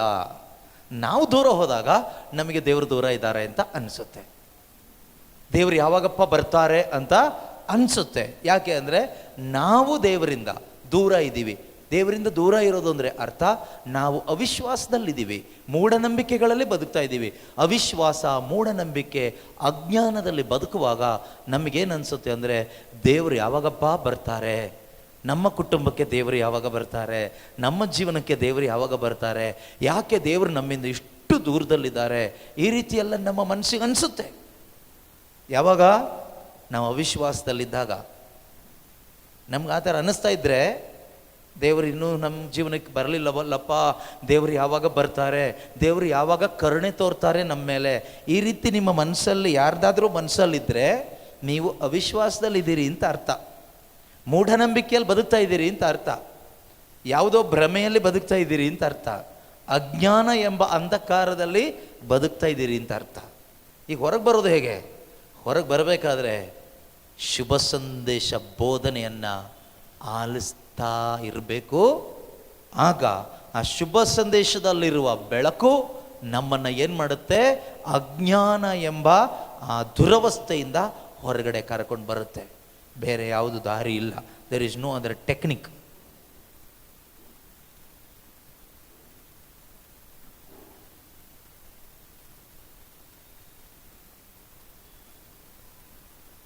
ಒಂದೇ ದಾರಿ, ಶುಭ ಸಂದೇಶ, ದೇವರ ವಾಕ್ಯ ನಮಗೆ ಬೋಧನೆ ಆಗಬೇಕು. ನಾವು ಅದನ್ನು ಆಲಿಸಬೇಕು. ನಾವು ಅದನ್ನು ಆಲಿಸೋದರಲ್ಲಿ ಆಸಕ್ತರಾಗಬೇಕು. ಶುಭ ಸಂದೇಶವನ್ನು ಆಲಿಸುವುದರಲ್ಲಿ ಆಸಕ್ತರಾಗಬೇಕು. ನೀವು ಭಾಗ್ಯವಂತರು, ನಿಮಗೆ ಈ ಶುಭ ಸಂದೇಶ ಸ್ವಲ್ಪನಾದರೂ ಸಿಗ್ತಾ ಇದೆ, ಸ್ವಲ್ಪನಾದರೂ ಸಿಗ್ತಾ ಇದೆ. Praise the Lord, hallelujah. ಯೇಸುವೇ ಸ್ತೋತ್ರ, ಯೇಸುವೇ ವಂದನೆ, ಯೇಸುವೇ ಆರಾಧನೆ, ಯೇಸುವೇ ಮಹಿಮೆ. Hallelujah, hallelujah, hallelujah. ಓಕೆ, ನಾವು ವಾಪಸ್ ವಿಶ್ವಾಸದ ವಿಷಯಕ್ಕೆ ಬರೋಣ. ವಿಶ್ವಾಸ ಬರಬೇಕಾದ್ರೆ ಏನು ಮಾಡಬೇಕು? ವಿಶ್ವಾಸ ಬರಬೇಕಾದ್ರೆ ಏನು ಮಾಡಬೇಕು? ಶುಭ ಸಂದೇಶವನ್ನು ಆಲಿಸಬೇಕು. ಶುಭ ಸಂದೇಶವನ್ನು ಆಲಿಸೋದ್ರಿಂದ ನಮ್ಮಲ್ಲಿ ಏನು ಬರುತ್ತೆ? ವಿಶ್ವಾಸ ಬರುತ್ತೆ.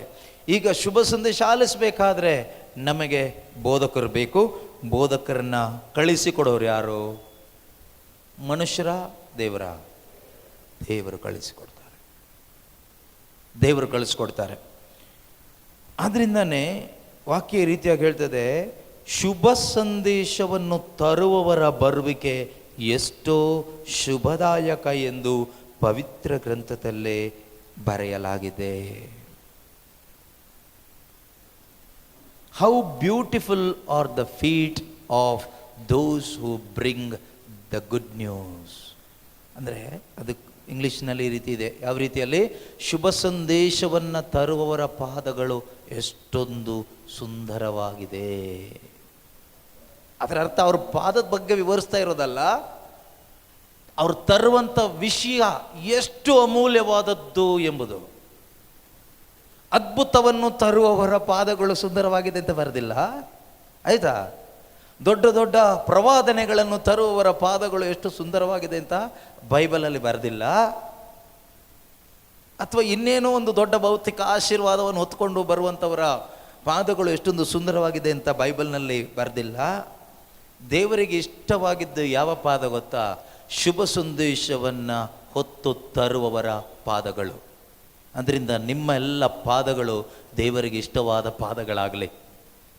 ಆಗಬೇಕಾದ್ರೆ ಏನು ಮಾಡಬೇಕು? ನೀವೇನನ್ನು ಹೊತ್ಕೊಂಡು ಹೋಗಬೇಕು? ಶುಭ ಸಂದೇಶವನ್ನು ಹೊತ್ಕೊಂಡು ಹೋಗೋದು ಅಂದರೆ you are carrying Jesus. Okay, carrying gospel means you are carrying Jesus. Gospel is nothing but Jesus himself. Sharing the gospel means sharing Jesus to others. ಶುಭ ಸಂದೇಶ ಹಂಚೋದು ಅಂದರೆ ಯೇಸುವನ್ನು ಹಂಚೋದು. ಯಾರನ್ನು ಕೊಡ್ತಾ ಇದ್ದೀರಾ? ಯೇಸುವನ್ನು ಕೊಡ್ತಾ ಇದ್ದೀರಾ. ಯೇಸುವನ್ನು ಕೊಡೋದಂದ್ರೆ ಏನು? ದೇವರನ್ನು ಕೊಡ್ತಾ ಇದ್ದೀರಾ, ನಿತ್ಯ ಜೀವ ಕೊಡ್ತಾ ಇದ್ದೀರಾ.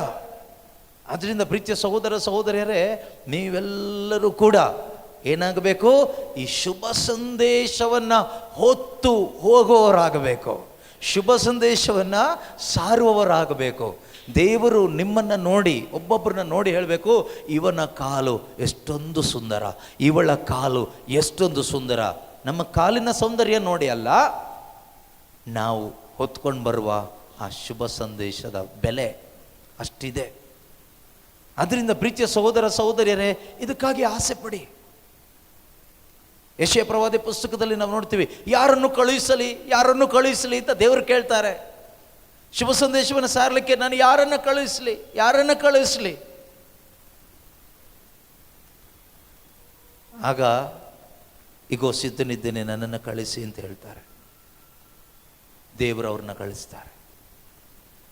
ಅದೇ ರೀತಿ ಇವತ್ತು ದೇವರು ಕೇಳ್ತಾ ಇದ್ದಾರೆ, ಯಾರನ್ನ ಕಳಿಸಲಿ? ಎಷ್ಟೋ ಕಡೆ ಜನರಿವತ್ತು ಆತ್ಮದಲ್ಲಿ ಸತ್ತವರಾಗಿ ಇದ್ದಾರೆ. ಆತ್ಮದಲ್ಲಿ ಜೀವ ಇಲ್ಲದವರಾಗಿ ಎಷ್ಟು ಕಡೆಗಳಲ್ಲಿ ಇವತ್ತು ಇದ್ದಾರೆ. ಅವಿಶ್ವಾಸದಲ್ಲಿದ್ದಾರೆ, ಮೂಢನಂಬಿಕೆಯಲ್ಲಿದ್ದಾರೆ, ಕತ್ತಲೆಯಲ್ಲಿದ್ದಾರೆ, ದುಂದೌತಣ ದೊಂದು ಜೀವನದಲ್ಲಿದ್ದಾರೆ. ಅವರನ್ನು ಅಲ್ಲಿಂದ ಹೊರಗಡೆ ಕರ್ಕೊಂಡು ಬರಲಿಕ್ಕೆ ನಾವು ಹಣದ ಕೊಟ್ಟರೆ ಆಗೋದಿಲ್ಲ. ಇವತ್ತು ಎಷ್ಟೋ ತಂದೆ ತಾಯಿ ಈ ಒಂದು ಸವಾಲನ್ನು ಎದುರಿಸ್ತಾ ಇದ್ದಾರೆ. ಹೇಳ್ತಾರೆ, ನಮ್ಮ ಮಕ್ಕಳಿಗೆ ಎಲ್ಲ ಮಾಡಿದ್ದೀವಿ, ಎಲ್ಲ ಕೊಟ್ವಿ, ಆದರೆ ಕಂಟ್ರೋಲಿಗೆ ಬರ್ತಾ ಇಲ್ಲ, ನಾವು ಹೇಳಿದ ಕೇಳ್ತಾನೇ ಇಲ್ಲ, ಏನು ಮಾಡಬೇಕು ಗೊತ್ತಾಗ್ತಾ ಇಲ್ಲ. ಎಲ್ಲ ಥರ ಕೊಟ್ವಿ, ಬೈದ್ವಿ, ನಾವು ಸಾಯ್ತೀವಿ ಅಂತಲೂ ಹೇಳಿದ್ವಿ, ಪಾಯ್ಸನ್ ಕುಡಿದ್ವಿ, ಆದರೂ ಅವ್ರು ಚೇಂಜ್ ಆಗ್ತಾ ಇಲ್ಲ. ನೀವು ಸತ್ರು ಅವರು ಚೇಂಜ್ ಆಗಲ್ಲ. ಅವ್ರನ್ನ ಚೇಂಜ್ ಮಾಡಲಿಕ್ಕೆ ನಿಮ್ಮ ಮರಣದಿಂದ ಆಗೋದಿಲ್ಲ, ಯೇಸುವಿನ ಮರಣಕ್ಕೆ ಆಗುತ್ತೆ. ಆಯಿತಾ? ಸೊ ಯೇಸುವಿನ ಮರಣ ಅವ್ರಿಗೆ ಅರ್ಥ ಆದರೆ ಅವ್ರ ಜೀವನ ಚೇಂಜ್ ಆಗುತ್ತೆ. ನಿಮ್ಮ ತ್ಯಾಗದಿಂದ ಅವ್ರು ಚೇಂಜ್ ಆಗೋದಿಲ್ಲ. ನಿಮ್ಮ ಮಕ್ಕಳು ನಿಮ್ಮ ತ್ಯಾಗ ನೋಡಿ ಚೇಂಜ್ ಆಗೋದಿಲ್ಲ. ಯೇಸುವಿನ ತ್ಯಾಗ ಅವ್ರಿಗೆ ಅರ್ಥ ಆದರೆ ನಿಮ್ಮ ಮಕ್ಕಳು ಚೇಂಜ್ ಆಗ್ತಾರೆ. ಇವತ್ತು ಎಷ್ಟೋ ಜನ ಯುವಕ ಯುವತಿಯರು, ಕ್ರೈಸ್ತ ಯುವಕ ಯುವತಿಯರು ಪಾಪದ ದಾರಿಯಲ್ಲಿ ಬದುಕ್ತಾ ಇದ್ದಾರೆ. ಮಾರಕವಾದ ಪಾಪದಲ್ಲಿ ಮುಳುಗಿ ಆತ್ಮ ನಷ್ಟಪಡಿಸ್ಕೊಂಡು ಭಾನುವಾರ ಚರ್ಚಿಗೆ ಬರ್ತಾರೆ, ಕಮ್ಯುನಿಯನ್ ತೆಗೆದುಕೊಂಡು ಹೋಗ್ತಾ ಇದ್ದಾರೆ. ಏನು ಪ್ರಯೋಜನ ಕೇಳಿದರೆ ಏನು ಪ್ರಯೋಜನ ಇಲ್ಲ. ಆತ್ಮದಲ್ಲಿ ಸತ್ತವರಾಗಿ ಬದುಕ್ತಾ ಇದ್ದಾರೆ. ಈ ಮಕ್ಕಳ ನಿಮಿತ್ತವಾಗಿ ಎಷ್ಟೋ ತಂದೆ ತಾಯಂದ್ರು ಕೊರಗ್ತಾ ಇದ್ದಾರೆ, ಕಣ್ಣೀರು ಸುರಿಸ್ತಾ ಇದ್ದಾರೆ. ಈಗ ಹೇಗೆ ಈ ಮಕ್ಕಳನ್ನ ಕಾಪಾಡೋದು? ಹೇಗಾದರೂ ಮಾಡಿ ಆ ಮಕ್ಕಳಿಗೆ ಯೇಸುವಿನ ಬೋಧನೆ ಆಗಲಿ. ಯೇಸು ಯಾರು, ಯೇಸು ಯಾಕೆ ಬಂದರು, ಯೇಸು ಯಾಕೆ ಸತ್ರು, ಯೇಸುವಿನ ಯಾತನೆ ಎಷ್ಟು ಘೋರವಾದದ್ದು, ಅವರ ಮರಣದ ಫಲ ಏನು, ಅವರ ಪುನರುತ್ಥಾನದ ಫಲ ಏನು, ಅದರಿಂದ ನಮಗೆ ಸಿಗುವ ಸ್ವರ್ಗೀಯ ಆಶೀರ್ವಾದ, ಆಧ್ಯಾತ್ಮಿಕ ಆಶೀರ್ವಾದಗಳು ಎಷ್ಟು ಬೆಲೆ ಉಳ್ಳದ್ದು, ಇದನ್ನು ತಂದೆ ತಾಯಂದರು ಮಕ್ಕಳಿಗೆ ವರ್ಣಿಸಬೇಕು, ವಿವರಿಸಬೇಕು. ಅದಲ್ಲದೆ ದುಡ್ಡು ಮಾಡೋದು ಹೇಗೆ, ದುಡಿಮೆ ಮಾಡೋದು ಹೇಗೆ, ಚೆನ್ನಾಗಿ ಓದೋದು ಹೇಗೆ, ಅವ್ರ ಥರ ಮನೆ ಕಟ್ಟೋದು ಹೇಗೆ, ಇವ್ರ ಥರ ಕಾರ್ ತಗೊಳ್ಳೋದು ಹೇಗೆ, ಇವ್ರ ಥರ ಲ್ಯಾವಿಶಾಗಿ ಬದುಕೋದು ಹೇಗೆ, ಇದನ್ನು ನೀವು ಕಲಿಸ್ಕೊಟ್ರೆ ಆ ಮಕ್ಕಳಿಗೆ ನೀವು ನರಕದ ದಾರಿ ತೋರಿಸ್ತಾ ಇದ್ದೀರಿ ಅಂತ ಅರ್ಥ. ಪಿಶಾಚಿಯ ಹಿಂದೆ ಹೋಗೋದು ಹೇಗೆ ಅಂತ ಟ್ರೈನಿಂಗ್ ಕೊಡ್ತಾ ಇದ್ದೀರಿ ಅಂತ ಅರ್ಥ. ಆದ್ದರಿಂದನೇ ಮಕ್ಕಳು ನೀವು ಹೇಳಿದ್ದು ಕೇಳ್ತಾ ಇಲ್ಲ, ಪಿಶಾಚಿ ಹೇಳಿದ್ದು ಕೇಳ್ತಾ ಇದ್ದಾನೆ. ಯಾಕೆಂದರೆ ಪಿಶಾಚಿಗೆ ಕನೆಕ್ಟ್ ಮಾಡಿ ಕೊಟ್ಟಿದ್ಯಾರು? ನೀವೇ. ಹೇಗೆ? ಅವ್ರು ಕೇಳಿದ್ದೆಲ್ಲ ಕೊಟ್ರಿ, ಅವ್ರು ಇಷ್ಟಪಟ್ಟಿದ್ದೆಲ್ಲ ಮಾಡಿದ್ರಿ. ದೇವರು ಏನನ್ನು ಕೊಡಬೇಕು ನಿನ್ನ ಮಗನಿಗೆ, ನಿನ್ನ ಮಗಳಿಗೆ ಅಂತ ದೇವರು ಬಯಸಿದ್ದು ಕೊಟ್ಟಿದ್ದೀವಾ? ಕೊಟ್ಟಿಲ್ಲ. ಈ ಶುಭ ಸಂದೇಶ ಕೊಡಬೇಕು. ತಂದೆ ತಾಯಿ ಇದು ಯಾಕೆ ಹೇಳ್ತಾ ಇದ್ದೀರಿ ಅಂದರೆ, ಶುಭ ಸಂದೇಶ ಸಾರೋದು ನಮ್ಮ ಕೆಲಸ ಅಲ್ಲ ಬ್ರದರ್, ನಮಗೆ ತುಂಬ ಬೇರೆ ಕೆಲಸ ಇದೆ. ನಿನ್ನ ಮಕ್ಕಳು ಪಿಶಾಚಿ ಹೊತ್ಕೊಂಡು ಹೋಗ್ತಾರೆ, ಆವಾಗ ಯಾರು ಸಾರ್ತಾರೆ? ಯಾವುದೋ ಕರಿಸ್ಮ್ಯಾಟಿಕ್ ಬ್ರದರ್ಗೆ ಫೋನ್ ನೋಡ್ತೀಯ, ಬ್ರದರ್ ಅವ್ರು ಯಾವುದೋ ಬ್ಯುಸಿ ಇರ್ತಾರೆ, ಔಟ್ ಆಫ್ ಕವರೇಜ್ ಏರಿಯಾ ಇರ್ತಾರೆ, ಹಾಗೇನು ಮಾಡ್ತೀಯ? ಪ್ರತಿಯೊಂದು ತಂದೆ ತಾಯಿಯ ಕರ್ತವ್ಯ ನಿಮ್ಮ ಮಕ್ಕಳಿಗೆ ನೀವು ಮೊದಲು ಶುಭ ಸಂದೇಶ ಸಾರಬೇಕು. ಇದನ್ನು ಹೇಳ್ತಾ ಇರೋದು ನೀವು ಯಾವುದೋ ಮೈಕ್ ಹಿಡ್ಕೊಂಡು ಪ್ರೀಚ್ ಮಾಡಿ ಅಂತಲ್ಲ. ದೇವರ ಕರೆ ಇದ್ದರೆ ಅದನ್ನು ಮಾಡಲೇಬೇಕು.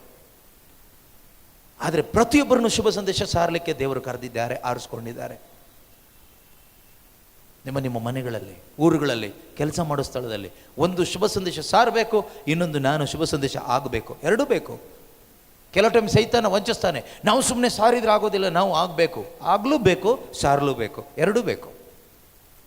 ನಾನು ಶುಭ ಸಂದೇಶದ ಜೀವನ ಜೀವಿಸಬೇಕು, ಅಟ್ ದ ಸೇಮ್ ಟೈಮ್ ನಾನು ಶುಭ ಸಂದೇಶ ಸಾರಬೇಕು. ಇದು ಎರಡೂ ಆಗಬೇಕು. Then your family is a Christian family, otherwise it is a devil's family. ಆಗ ನಿನ್ನ ಕುಟುಂಬ ಕ್ರೈಸ್ತ ಕುಟುಂಬ ಆಗ್ತದೆ, ಇಲ್ಲಿದ್ರೆ ಪಿಶಾಚಿ ಕುಟುಂಬ ಆಗ್ತದೆ ಅಷ್ಟೇ. ಸುಮ್ಮನೆ ಒಂದು ಕ್ರಾಸ್ನೇ ಹಾಕೊಂಡ್ರೆ ಕ್ರೈಸ್ತ ಕುಟುಂಬ ಆಗೋದಿಲ್ಲ. ನೋಡಿದವ್ರು ಹೇಳ್ಬೋದು ಅಷ್ಟೇ, ಇದು ಕ್ರಿಶ್ಚಿಯನ್ ಮನೆ ಅಂತ. ಅದ್ರ ಒಳಗಡೆ ಇರೋದು ಏನು ಅಂತ ಬಗೆದು ನೋಡಿದರೆ ಗೊತ್ತಾಗುತ್ತೆ. ಸಮಾಧಿ ನೋಡಿದ ತಕ್ಷಣ ಹೇಗೆ ಅನಿಸುತ್ತೆ? ಅಯ್ಯೋ ತಾಜ್ ಮಹಲ್ ಎಷ್ಟು ಚೆನ್ನಾಗಿದೆ ಅಂತ. ಓಪನ್ ಮಾಡಿ ನೋಡಿದರೆ ಎಲುಬುಗಳಿರುತ್ತೆ. ಅದರಿಂದ ಪ್ರೀತಿಯ ಸಹೋದರ ಸಹೋದರಿಯರೇ, ಈ ಶುಭ ಸಂದೇಶ ಎಲ್ಲರಿಗೂ ಬೇಕು. ಅದಕ್ಕೆ ನಿಧಾನವಾಗಿ ಹೇಳ್ತಾ ಇದ್ದೀನಿ, ಇಲ್ಲಾಂದರೆ ಹೊಡ್ಕೊಂಡು ಹೋಗ್ಬಿಡ್ಬೋದಾಗಿತ್ತು. ನನಗೇನು ಪ್ರೀಚ್ ಮಾಡೋಕ್ಕೇನು ತೊಂದರೆ ಏನಿಲ್ಲ. ನಿಮ್ಗೆ ಅರ್ಥ ಆಗಬೇಕು. ಪ್ರತಿಯೊಂದು ತಂದೆ ತಾಯಿಯ ಹೃದಯದ ಒಳಗಡೆ ಹೋಗಬೇಕು ನಿಮ್ಮ ಮುಖ್ಯ ಕರ್ತವ್ಯ ಏನು ಅಂತ. ನಿಮ್ಮ ಮುಖ್ಯ ಕರ್ತವ್ಯ ಮಕ್ಕಳಿಗಾಗಿ ಹಣ ಸಂಪಾದನೆ ಮಾಡೋದಲ್ಲ. ಅದು ತಪ್ಪು ಅಂತ ನಾನು ಹೇಳ್ತಾ ಇಲ್ಲ. ಅಥವಾ ಅವರಿಗಾಗಿ ದುಡಿದು ನಿಮ್ಮ ಜೀವನ ಎಲ್ಲ ಹೀಗೆ ಹಾಳು ಮಾಡ್ಕೋಬೇಕು ಅಂತನೂ ಅಲ್ಲ. ಅವರ ಆತ್ಮ ರಕ್ಷಣೆ ಮಾಡಬೇಕು. ನಿಮ್ಮ ಕೈಗೆ ದೇವರೊಂದು ಮಗಳನ್ನ ಕೊಟ್ಟಿದ್ದಾರೆ ಅಂದರೆ God is expecting that child to be saved through you. ನಿನ್ನ ಮುಖಾಂತರ ದೇವರು ನಿನಗೆ ಸಾಕಲಿಕ್ಕೆ ಕೊಟ್ಟ ಆ ಮಗು ನಿನ್ನ ಮಗು ಅಲ್ಲ, ದೇವ್ರ ಮಗು. ವಾಪಸ್ ದೇವ್ರ ಹತ್ರ ತಲುಪಿಸ್ಬೇಕು. That is your responsibility as parents. ಈಗ ನಮ್ಮ ಪರಿಸ್ಥಿತಿ ಹೇಗಾಗಿದೆ ಅಂದರೆ, ಭಾನುವಾರ ಚರ್ಚ್ ಒಳಗಡೆ ನಮ್ಮ ಮಕ್ಕಳನ್ನ ಸೇರಿಸೋದೇ ದೊಡ್ಡ ಕಷ್ಟ ಆಗ್ಬಿಟ್ಟಿದೆ. ಬಂದರೂ ಹೊರಗಡೆ ನಿಂತ್ಕೊಂಡಿರ್ತಾರೆ, ಒಳಗಡೆ ಸೇರ್ಸೋಕ್ಕಾಗ್ತಾ ಇಲ್ಲ. ಒಳಗಡೆ ಸೇರಿಸಿದ್ರೂ ಯೇಸು ಕನೆಕ್ಟ್ ಮಾಡೋಕ್ಕಾಗ್ತಾ ಇಲ್ಲ. ಯಾಕಾಗ್ತಾ ಇಲ್ಲ ಅಂದರೆ, ಅಪ್ಪ ಅಮ್ಮಂದ್ರೆ ಕನೆಕ್ಟೆಡ್ ಅಲ್ಲ ದೇವರಿಗೆ. ಅಪ್ಪ ಅಮ್ಮಂದ್ರೆ ಮೊದಲು ದೇವರಿಗೆ ಕನೆಕ್ಟ್ ಆದರೆ ನಿಮ್ಮ ಮುಖಾಂತರ ನಿಮ್ಮ ಮಕ್ಕಳು ರಕ್ಷಣೆಗೆ ಬರ್ತಾರೆ. ಅವರ ಜೀವನ ಪುನರ್ಸ್ಥಾಪನೆ ಆಗ್ತದೆ. ಅವರೊಂದು ದಿನ ನರಕದಲ್ಲಿ ಧನಿಕ ಶ್ರೀಮಂತ ಹೋಗಿ ನರಳಾಡ್ತಾ ಇದ್ನಲ್ಲ, ಆ ಯಾತನ ಸ್ಥಳಕ್ಕೆ ಹೋಗಿ ಸೇರ್ಕೊಳ್ಳೋದಿಲ್ಲ. ಬಡ ಲಾಜರ ಹೋಗಿ ಸೇರ್ಕೊಂಡ್ನಲ್ವಾ ಆ ಸ್ವರ್ಗ ಸೌಭಾಗ್ಯಕ್ಕೆ, ಅಲ್ಲೋಗಿ ಸೇರ್ಕೊಳ್ತಾರೆ. ಸೇರಿಸ್ಬೇಕಾದವ್ರು ಯಾರು? ಜನ್ಮ ಕೊಟ್ಟ ಅಪ್ಪ ಅಮ್ಮ. ಮತ್ತೆ ಹೇಳ್ತೀನಿ, ಬರೀ ಈ ಲೋಕದ ಎಜುಕೇಷನ್ ಕೊಡೋದ್ರಿಂದ ನಿಮ್ಮ ಮಕ್ಕಳು ದೇವರ ಮಕ್ಕಳಾಗೋದಿಲ್ಲ, ನಿಮ್ಮ ಮಕ್ಕಳು ದೇವ್ರನ್ನ ಅರ್ಥಕೊಳ್ಳಿಕ್ಕೂ ಆಗೋದಿಲ್ಲ, ಅಥವಾ ಒಳ್ಳೆ ಸಿಟಿಸನ್ಸು ಆಗ್ಲಿಕ್ಕೆ ಆಗೋದಿಲ್ಲ. ಅದಾಗಬೇಕಾದ್ರೆ all good things come from above. ಎಲ್ಲ ಒಳಿತುಗಳು ಬರೋದು ಎಲ್ಲಿಂದ?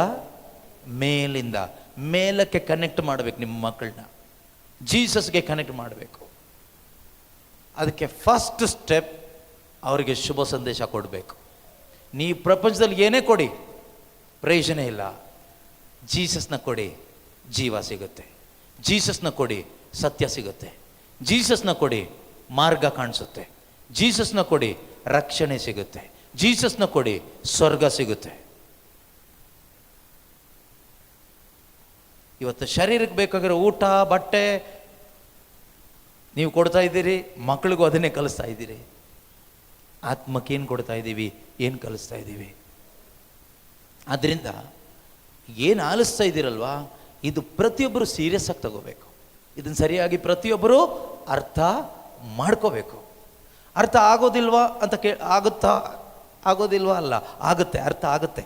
ಯಾಕೆಂದರೆ ಈ ಪವಿತ್ರ ಗ್ರಂಥ ಪವಿತ್ರಾತ್ಮನ ಪ್ರೇರಣೆಯಿಂದ ಬರೆಯಲ್ಪಟ್ಟಿದ್ದು. ಆದುದರಿಂದ ಪವಿತ್ರ ಆತ್ಮನ ಸಹಾಯದೊಂದಿಗೆ, ಓಕೆ, ಪವಿತ್ರಾತ್ಮನ ಸಹಾಯವನ್ನು ಕೇಳಿ ನೀವು ಇದನ್ನು ಓದುವಾಗ, ಧ್ಯಾನಿಸುವಾಗ ಖಂಡಿತವಾಗಲೂ ಅರ್ಥ ಆಗುತ್ತೆ. ಆದರೆ ಪವಿತ್ರಾತ್ಮನ ಸಹಾಯ ಇಲ್ಲದೆ ಖಂಡಿತವಾಗಲೂ ನಮಗೆ ಇದು ಕತೆ ಪುಸ್ತಕ ಥರ ಅನಿಸುತ್ತೆ, ಬೋರ್ ಆಗುತ್ತೆ, ನಿದ್ದೆ ಬಂದಂಗೆ ಆಗುತ್ತೆ, ಏನೂ ಅರ್ಥ ಆಗೋದಿಲ್ಲ. ಕೆಲವ್ರು ಹೇಳ್ತಾರಲ್ವ, ನಾವು ಓದಲ್ಲ ಯಾಕಂದ್ರೆ ನಮಗೇನೂ ಅರ್ಥ ಆಗೋದಿಲ್ಲ. ನೀವು ಯಾವತ್ತಾದರೂ ಪವಿತ್ರಾತ್ಮರೇ ನನ್ನಲ್ಲಿಗೆ ಬನ್ನಿರಿ, ನನಗೆ ಸಹಾಯ ಮಾಡಿರಿ, ಈ ದೇವರ ವಾಕ್ಯವನ್ನು ನನಗೆ ಕಲಿಸಿಕೊಡಿ ಎಂದು ಪವಿತ್ರಾತ್ಮರನ್ನ ಕೇಳಿದ್ದೀರಾ? ವಾಕ್ಯ ಹೇಳುತ್ತೆ, ಪವಿತ್ರಾತ್ಮರು ನಮ್ಮ ದೌರ್ಬಲ್ಯದಲ್ಲಿ ನಮಗೆ ನೆರವು ನೀಡ್ತಾರೆ ಅಂತ. 8ನೇ ಅಧ್ಯಾಯದಲ್ಲಿ 26-27ನೇ ವಾಕ್ಯದಲ್ಲಿ ಕೇವಲ ಪ್ರಾರ್ಥನೆ ಮಾಡಲಿಕ್ಕೆ ಮಾತ್ರ ಅಲ್ಲ ಪವಿತ್ರಾತ್ಮರು ನೆರವು ನೀಡೋದು, ಪವಿತ್ರ ಗ್ರಂಥವನ್ನು ಅರ್ಥ ಮಾಡ್ಕೊಳ್ಳಿಕ್ಕೂ ಕೂಡ ಪವಿತ್ರಾತ್ಮರು ನಮಗೆ ಸಹಾಯ ಮಾಡ್ತಾರೆ. ಬಟ್ ನಾವು ಕೇಳಿಲ್ಲ. ಅದಕ್ಕೆ ಯೇಸು ಸ್ವಾಮಿ ಶಿಷ್ಯರಿಗೆ ಹೇಳ್ತಾರಲ್ವ, ನೀವು ಇದುವರೆಗೂ ಕೇಳಲಿಲ್ಲ, ಕೇಳಿ ನಿಮಗೆ ಸಿಗುತ್ತೆ. ಏನು? ದುಡ್ಡ? ನಾವು ಅದಕ್ಕೆ ಅದನ್ನೆಲ್ಲ ಹಾಕ್ಬಿಡ್ತೀವಿ. ಕೇಳಿ ನಿಮಗೆ ಸಿಗುತ್ತೆ. ಏನು? ನಿಮಗೆ ಏನು ಬೇಕಾದರೂ ಕೇಳಿ, ಎಲ್ಲ ಸಿಗುತ್ತೆ. ಅದಲ್ಲ, ಲೌಕಿಕವಾಗಿದ್ದೆಲ್ಲ ಕೇಳಿ ಅಂತ ಎಲ್ಲೂ ಹೇಳಲಿಲ್ಲ ಯೇಸು. ಅದು ಕೇಳಿ ಅಂತ ಅಲ್ಲ ಅದರ ಅರ್ಥ. ಏನನ್ನು ಕೇಳಿ? ಫಸ್ಟ್ ಕೇಳಿ ಪರಿಶುದ್ಧಾತ್ಮರಿಗಾಗಿ. ಯಾಕಂದರೆ ಯೇಸು ಸ್ವಾಮಿನೇ ಹೇಳಿದ್ದಾರೆ, ಕೆಟ್ಟವರಾದ ನೀವೇ ನಿಮ್ಮ ಮಕ್ಕಳಿಗೆ ಒಳ್ಳೆಯದನ್ನು ಕೊಡಬಲ್ಲಿರಾದರೆ ಅದಕ್ಕಿಂತಲೂ ಎಷ್ಟು ಹೆಚ್ಚಾಗಿ ತಮ್ಮನ್ನು ಕೇಳಿಕೊಳ್ಳುವವರಿಗೆ ದೇವರು ಪರಿಶುದ್ಧಾತ್ಮರನ್ನೇ ಕೊಡ್ತಾರೆ. ಯಾರನ್ನ ಕೊಡ್ತಾರೆ? ಅದಕ್ಕೆ ಕೇಳಿ. ಈಗ ಪವಿತ್ರಾತ್ಮರು ಬಂದರು, ಈಗ ಪವಿತ್ರಾತ್ಮರ ಹತ್ರ ಕೇಳಿ. ಪವಿತ್ರಾತ್ಮರು ಯಾಕೆ ಬಂದರು? ನಮಗೆ ಸಹಾಯ ಮಾಡಲಿಕ್ಕೆ. ನಮ್ಮ ಸ್ವಂತ ಬುದ್ಧಿ, ಶಕ್ತಿ, ಜ್ಞಾನ, ಅರಿವಿನಿಂದ ನಮಗೆ ದೇವರನ್ನ ಅರ್ಥಕೊಳ್ಳಿಕ್ಕೆ ಆಗೋದಿಲ್ಲ, ದೇವರ ವಾಕ್ಯ ಅರ್ಥ ಆಗೋದಿಲ್ಲ, ಪ್ರಾರ್ಥನೆ ಮಾಡ್ಲಿಕ್ಕೆ ಆಗೋದಿಲ್ಲ, ಪರಿಶುದ್ಧ ಜೀವನ ಜೀವಿಸ್ಲಿಕ್ಕೆ ಆಗೋದಿಲ್ಲ, ಕ್ಷಮಿಸ್ಲಿಕ್ಕೆ ಆಗೋದಿಲ್ಲ, ಮಕ್ಕಳನ್ನ ಒಂದು ನೀತಿಯ ಮಾರ್ಗದಲ್ಲಿ, ಸತ್ಯದ ಮಾರ್ಗದಲ್ಲಿ ಬೆಳೆಸಲಿಕ್ಕೆ ಇಂಪಾಸಿಬಲ್, ಸಾಧ್ಯ ಇಲ್ಲ. ನಿಮಗೆ ಎಷ್ಟೇ ದೊಡ್ಡ ಡಿಗ್ರಿ, ಡಾಕ್ಟರೇಟ್ ಇದ್ದರೂ, ಎಷ್ಟೇ ಲೋಕದ ಜ್ಞಾನ ಇದ್ದರೂ, ನಿಮಗೆ ಎಷ್ಟೇ ಹಣ, ಆಸ್ತಿ, ಅಧಿಕಾರ, ಅಂತಸ್ತಿದ್ರೂ ನಿಮ್ಮ ಮಕ್ಕಳ ಭವಿಷ್ಯವನ್ನು, ನಾನು ಹೇಳ್ತಾ ಇರೋದು ನಿತ್ಯ ಜೀವದ ಭವಿಷ್ಯ, ಭದ್ರ ಮಾಡ್ಲಿಕ್ಕೆ ಆಗೋದಿಲ್ಲ. ಅದಕ್ಕೆ ನಮಗೆ ಪವಿತ್ರಾತ್ಮನ ಸಹಾಯ ಬೇಕು. ಕೇಳಿ. ಫಸ್ಟ್ ಪವಿತ್ರಾತ್ಮರನ್ನ ಪಡ್ಕೋಬೇಕು. ಹೇಗೆ? ಶುಭ ಸಂದೇಶವನ್ನು ಆಲಿಸಿ ಯೇಸು ಕ್ರಿಸ್ತರಲ್ಲಿ ವಿಶ್ವಾಸ ಇಟ್ಟು ನಾವೇನು ಮಾಡಬೇಕು? ಪರಿಶುದ್ಧಾತ್ಮರನ್ನು ಪಡ್ಕೋಬೇಕು. ಎಫೆಸರಿಗೆ ಬರೆದ ಪತ್ರಿಕೆ 1ನೇ ಅಧ್ಯಾಯ 13ನೇ ವಾಕ್ಯದಲ್ಲಿ ನಾವು ಓದ್ತೀವಿ, ನಾವು ಹೇಗೆ ಈ ಪವಿತ್ರ ಆತ್ಮರನ್ನು ಪಡ್ಕೋಬಹುದು ಅಥವಾ ಪಡ್ಕೊಂಡಿದ್ದೀವಿ ಅಂತ. ನಮ್ಮಲ್ಲಿ ಅನೇಕರು, ಕೆಲವರಲ್ಲ ಅನೇಕರು ಪವಿತ್ರಾತ್ಮ ರಹಿತರಾಗಿಯೇ ಇದ್ದೀವಿ. ಯಾಕೆ ಇದ್ದೀವಿ ಅಂದರೆ ಆತ್ಮದಲ್ಲಿ ಸತ್ತವರಾಗಿಯೇ ಇದ್ದೀವಿ. ಕಾರಣ ಏನು ಅಂದರೆ ನಾವು ಈ ಶುಭ ಸಂದೇಶವನ್ನು ಆಲಿಸಬೇಕು ಅನ್ನೋದು ನಮ್ಮ ತಲೆಗೆ ಇನ್ನೂ ಬಂದಿಲ್ಲ. ಎಷ್ಟೋ ಜನರ ತಲೆನಲ್ಲಿಲ್ಲ. ನಾವು ಸುಮ್ಮನೆ ಚರ್ಚಿಗೆ ಹೋಗಬೇಕು, ಬರಬೇಕಷ್ಟೇ, ಏನೋ ಒಂದು ಸಂಪ್ರದಾಯ ಮಾಡಬೇಕು ಅಷ್ಟೇ ಅನ್ನೋದರಲ್ಲಿ ನಾವು ಹೋಗ್ತಾ ಇದ್ದೀವಿ. ಇಲ್ಲ, ಈ ಬೈಬಲ್ ನಮಗೆ ಬರೆಸ್ಕೊಟ್ಟಿದ್ದು, ಇದನ್ನು ಓದಬೇಕು, ಇದನ್ನು ನಾವು ಧ್ಯಾನಿಸಬೇಕು. ನೋಡಿ, ಹಳೆ ಒಡಂಬಡಿಕೆಯಲ್ಲಿ ಇದ್ದ ದೇವರ ಮಕ್ಕಳು ಯಾರು? ಯಹೂದ್ಯ ಜನರು, ಇಸ್ರಾಯೇಲ್ ಜನರು.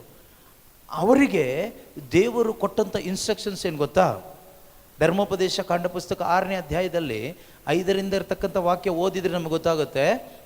ನಿನ್ನ ದೇವರಾದ ಸರ್ವೇಶ್ವರ, ಏಕೈಕ ಸರ್ವೇಶ್ವರ, ಅವರೊಬ್ಬರನ್ನೇ ನೀನು ಪೂರ್ಣ ಹೃದಯದಿಂದ, ಪೂರ್ಣ ಮನಸ್ಸಿನಿಂದ, ಪೂರ್ಣ ಜ್ಞಾನದಿಂದ, ಪೂರ್ಣ ಶಕ್ತಿಯಿಂದ ನೀನು ಪ್ರೀತಿಸಬೇಕು. ಇದನ್ನು ನೀನೇನು ಮಾಡಬೇಕು? ನಿನ್ನ ಮಕ್ಕಳಿಗೆ ಮನದಟ್ಟಾಗಿಸ್ಬೇಕು. ಇದನ್ನು ನಿನ್ನ ಮಕ್ಕಳಿಗೆ ಪಾಠ ಹೇಳಬೇಕು, ಮನದಟ್ಟಾಗಿಸ್ಬೇಕು, ಪಾಠ ಹೇಳಬೇಕು. ಯಾವಾಗಲೆಲ್ಲ?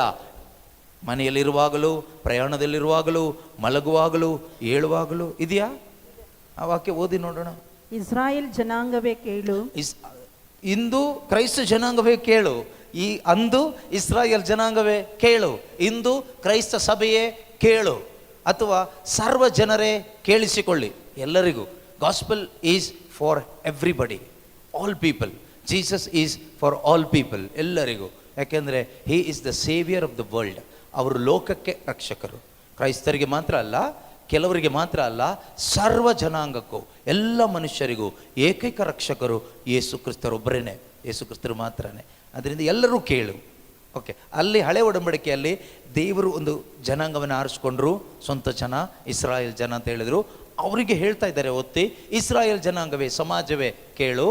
ನಿನ್ನ ದೇವರಾದ ಸರ್ವೇಶ್ವರ ಸ್ವಾಮಿ ಒಬ್ಬರೇ ದೇವರು. ನಿನ್ನ ಪೂರ್ಣ ಹೃದಯದಿಂದ, ಪೂರ್ಣ ಪ್ರಾಣದಿಂದ, ಪೂರ್ಣ ಶಕ್ತಿಯಿಂದ ನಿನ್ನ ದೇವರಾದ ಸರ್ವೇಶ್ವರನನ್ನು ಪ್ರೀತಿಸು. ಈ ದಿನ ನಾನು ನಿನಗೆ ತಿಳಿಸುವ ಮಾತುಗಳು ನಿಮ್ಮ ಹೃದಯದಲ್ಲಿ ನಾಟಿರಲಿ. ಇವುಗಳನ್ನು ನಿನ್ನ ಮಕ್ಕಳಿಗೆ ಮನದಟ್ಟಾಗಿಸು. ಇವುಗಳನ್ನು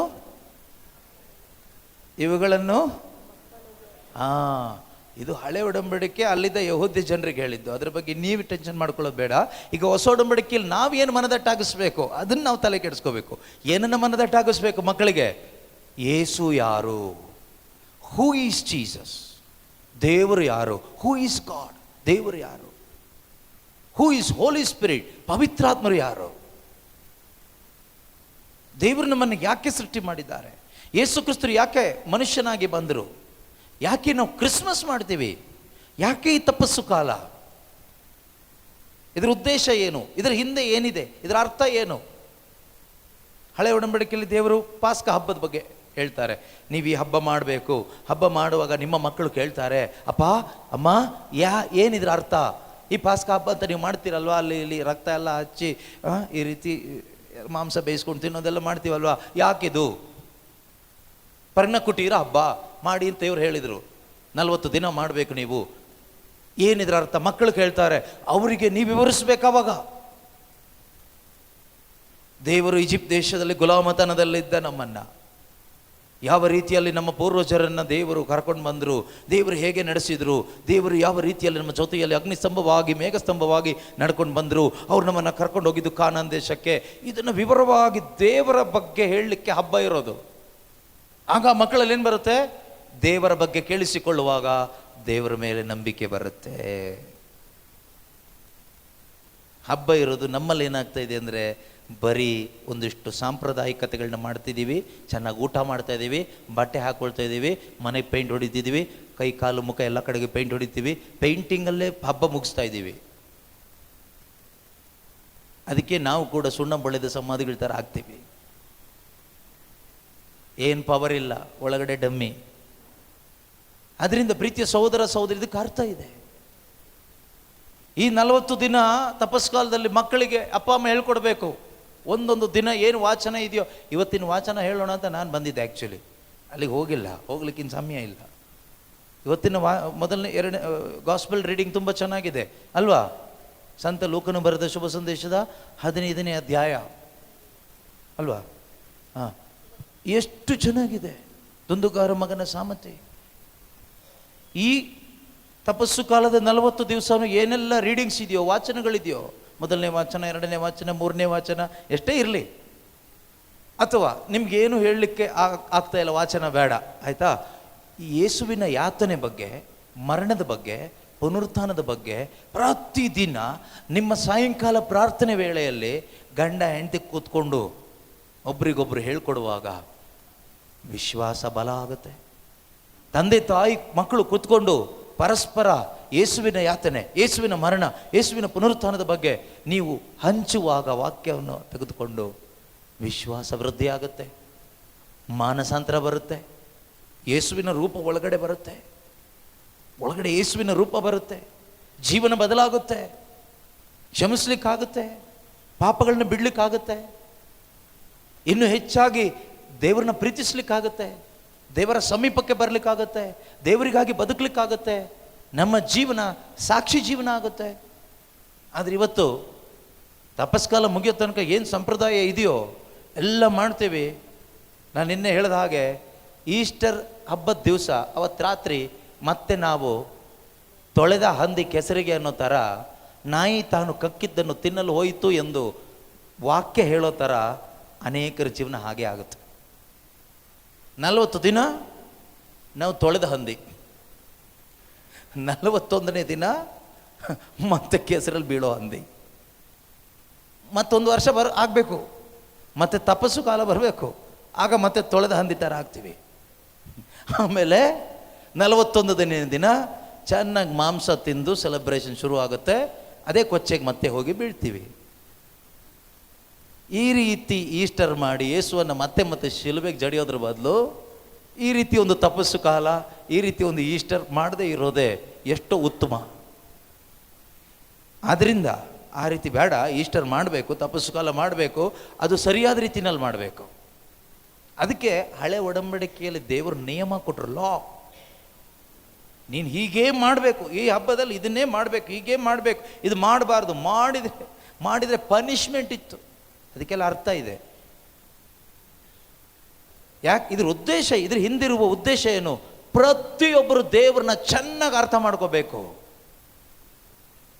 ಪ್ರತಿಯೊಬ್ಬ ಮಗಳು ದೇವರನ್ನ ಅರ್ಥ ಮಾಡ್ಕೋಬೇಕು. ಅದೇ ದೇವ್ರ ಉದ್ದೇಶ. ದೇವ್ರ ಉದ್ದೇಶ ನಾವು ನಿಯಮ ಅನುಸರಿಸಬೇಕು ಅನ್ನೋದಲ್ಲ, ಅದರ ಹಿಂದಿನ ಉದ್ದೇಶ every one should know god. ಎಲ್ಲರೂ ದೇವರನ್ನ ಅರಿಬೇಕು. ದೇವರು ನಮ್ಮನ್ನು ಸೃಷ್ಟಿ ಮಾಡಿರೋ ಉದ್ದೇಶ ಏನು ಅಂತ ಧರ್ಮಸಭೆ ಕೇಳುವ ಪ್ರಶ್ನೆ, why did God create us? ಉತ್ತರ ಏನು ಹೇಳುತ್ತೆ? To know him. ದೇವರನ್ನು ಅರಿತುಕೊಳ್ಳುವಲ್ಲು. Then only you can love him. Second, ಅವರನ್ನು ಪ್ರೀತಿಸಲು. ಮೂರನೇದಾಗಿ ಅವರ ಸೇವೆ ಮಾಡಲು. ಪಿಶಾಚಿ ಸೇವೆ ಮಾಡಲಿಕ್ಕಲ್ಲ, ಸೃಷ್ಟಿಕರ್ತನ ಸೇವೆ ಮಾಡಲಿಕ್ಕೆ. That is the purpose. ಅದೇ ಉದ್ದೇಶ. ಅದು ನನ್ನ ಜೀವನದಲ್ಲಾಗಬೇಕು, ನನ್ನ ಕುಟುಂಬದಲ್ಲಾಗಬೇಕು, ನನ್ನ ಮಕ್ಕಳಲ್ಲಾಗಬೇಕು, ನನ್ನ ಸಂಗಾತಿಯಲ್ಲಾಗಬೇಕು, ಪ್ರತಿಯೊಬ್ಬರಲ್ಲೂ ಅದಾಗಬೇಕು. ಇವತ್ತು ಕ್ರೈಸ್ತರು ಅಂತ ಯಾರೆಲ್ಲ ಕರೆಸ್ಕೊಳ್ತಾ ಇದ್ದೀವೋ ನಮ್ಮೆಲ್ಲರಲ್ಲೂ ಇದಾಗಬೇಕು. ಇದಾಗ್ತಾ ಇಲ್ಲ ಅಂದರೆ something is wrong in us. ನಮ್ಮಲ್ಲಿ ಏನೋ ತಪ್ಪಾಗಿದೆ ಅಂತ ಅರ್ಥ. ಅದರಿಂದ ಆ ತಪ್ಪನ್ನು ಸರಿಪಡಿಸ್ಕೊಳ್ಳಿಕ್ಕೆ ಈ ತಪಸ್ಸು ಕಾಲದಲ್ಲಿ ನಾವು ಪ್ರಯತ್ನ ಪಡೋಣ, ಎದ್ದು ನಿಂತ್ಕೊಳ್ಳೋಣ. ಏನೇ ತಪ್ಪಾದರೂ ಸರಿಪಡಿಸ್ಕೊಳ್ಳಿಕ್ಕೆ ನಮಗೆ ದೇವರು ಅವರ ವಾಕ್ಯದ ಮುಖಾಂತರ ಸಹಾಯ ಮಾಡ್ತಾರೆ. ಯೇಸು ಸ್ವಾಮಿ ಹೇಳ್ತಾರೆ, ನಾನು ನಿಮ್ಮೊಡನೆ ಆಡಿದ ಮಾತುಗಳು ನಿಮ್ಮನ್ನು ಸವರಿದ ಕವಲುಗಳಂತೆ ಶುದ್ಧ ಮಾಡುತ್ತದೆ. ದೇವರ ವಾಕ್ಯ ನಮ್ಮನ್ನು ಸವರುತ್ತೆ. ನಾವು ಎಲ್ಲಿ ತಪ್ಪಿ ಹೋಗಿದ್ದೀವೋ ಅದು ನಮಗೆ ತೋರಿಸ್ಕೊಡುತ್ತೆ, ಮತ್ತು ಏನು ಸರಿ ಮಾಡಬೇಕೋ ಅದನ್ನು ನಮಗೆ ತಿಳಿಸ್ಕೊಡುತ್ತೆ. It is for our correction. Word of God is for our correction. It will correct us. It will tune us. ನಮ್ಮನ್ನು ಟ್ಯೂನ್ ಮಾಡುತ್ತೆ. ಆದ್ದರಿಂದ ಪ್ರೀತಿಯ ಸಹೋದರ ಸಹೋದರಿಯರೇ, ಯಾರು ಕೂಡ ಬೇಸರ ಪಟ್ಕೊಳ್ಳೋದು ಬೇಡ, ದುಃಖ ಪಡೋದು ಬೇಡ. ಒಳ್ಳೆ ತೀರ್ಮಾನ ಮಾಡೋಣ. ಪಶ್ಚಾತ್ತಾಪದ ದೀನ ಹೃದಯದಿಂದ ಒಳ್ಳೆ ಒಂದು ತೀರ್ಮಾನ ಮಾಡಿ, ಯಾವ ರೀತಿ ಆ ದುಂದುಗಾರ ಮಗ ಒಳ್ಳೆ ಒಂದು ತೀರ್ಮಾನ ಮಾಡಿ ನಾನು ತಂದೆಯ ಬಳಿಗೆ ಮರಳಿ ಹೋಗ್ತೀನಿ ಅಂತ ತಂದೆ ಬಳಿಗೆ ಮರಳಿ ಹೋದ. ಅವನಿಗೆ ಆ ತಂದೆಯ ಪ್ರೀತಿ ಅನುಭವಿಸ್ಲಿಕ್ಕಾಯ್ತು. ಅವನು ಮತ್ತೆ ತೊಳೆದ ಹಂದಿ ಕೆಸರಿಗೆ ಬರೋ ಥರ ಕೆಸರಿಗೆ ಬರಲಿಲ್ಲ. ನಾವು ಮತ್ತೆ ಮತ್ತೆ ಬರ್ತಾ ಇರ್ತೀವಿ. ಯಾಕೆ ಅಂದರೆ ನಮ್ಮಲ್ಲಿ ಪಶ್ಚಾತ್ತಾಪನೂ ಇಲ್ಲ, ತೀರ್ಮಾನವೂ ಇಲ್ಲ. ಅದರಿಂದ ಇವತ್ತು ನಾವು ಕೆಸರಿಗೆ ಮರಳಿ ಹೋಗುವ ತೊಳೆದ ಹಂದಿಗಳಾಗೋದು ಬೇಡ. ನಾವು ಒಳ್ಳೆಯ ಒಂದು ಮಾನಸಾಂತರ ಹೊಂದಿ ಪಾಪಕ್ಕೆ ವಿಮುಖರಾಗಿ ದೇವರ ಕಡೆಗೆ ತಿರುಗಿ ಈ ಶುಭ ಸಂದೇಶದಲ್ಲಿ ನಂಬಿಕೆ ಇಟ್ಟು ಯೇಸುವಿನ ನಾಮ ಸ್ಮರಣೆ ಮಾಡುತ್ತಾ ಜೀವೋದ್ಧಾರವನ್ನು ಹೊಂದಿಕೊಳ್ಳುವ ಜೀವಂತ ದೇವರ ಪ್ರೀತಿಯ ಮಗನು ಮಗಳು ಆಗಿ ಕೊನೆಯ ತನಕ ಈ ಲೋಕದಲ್ಲಿ ಜೀವಿಸಿ ಆ ಅಮರ ಜೀವವನ್ನು ನಾವು ಪಡೆದುಕೊಳ್ಬೇಕು. ಅದಕ್ಕೆ ಬೇಕಾದ ಒಂದು ಒಳ್ಳೆಯ ತೀರ್ಮಾನವನ್ನು ಈ ಸಮಯದಲ್ಲಿ ಮಾಡೋಣ.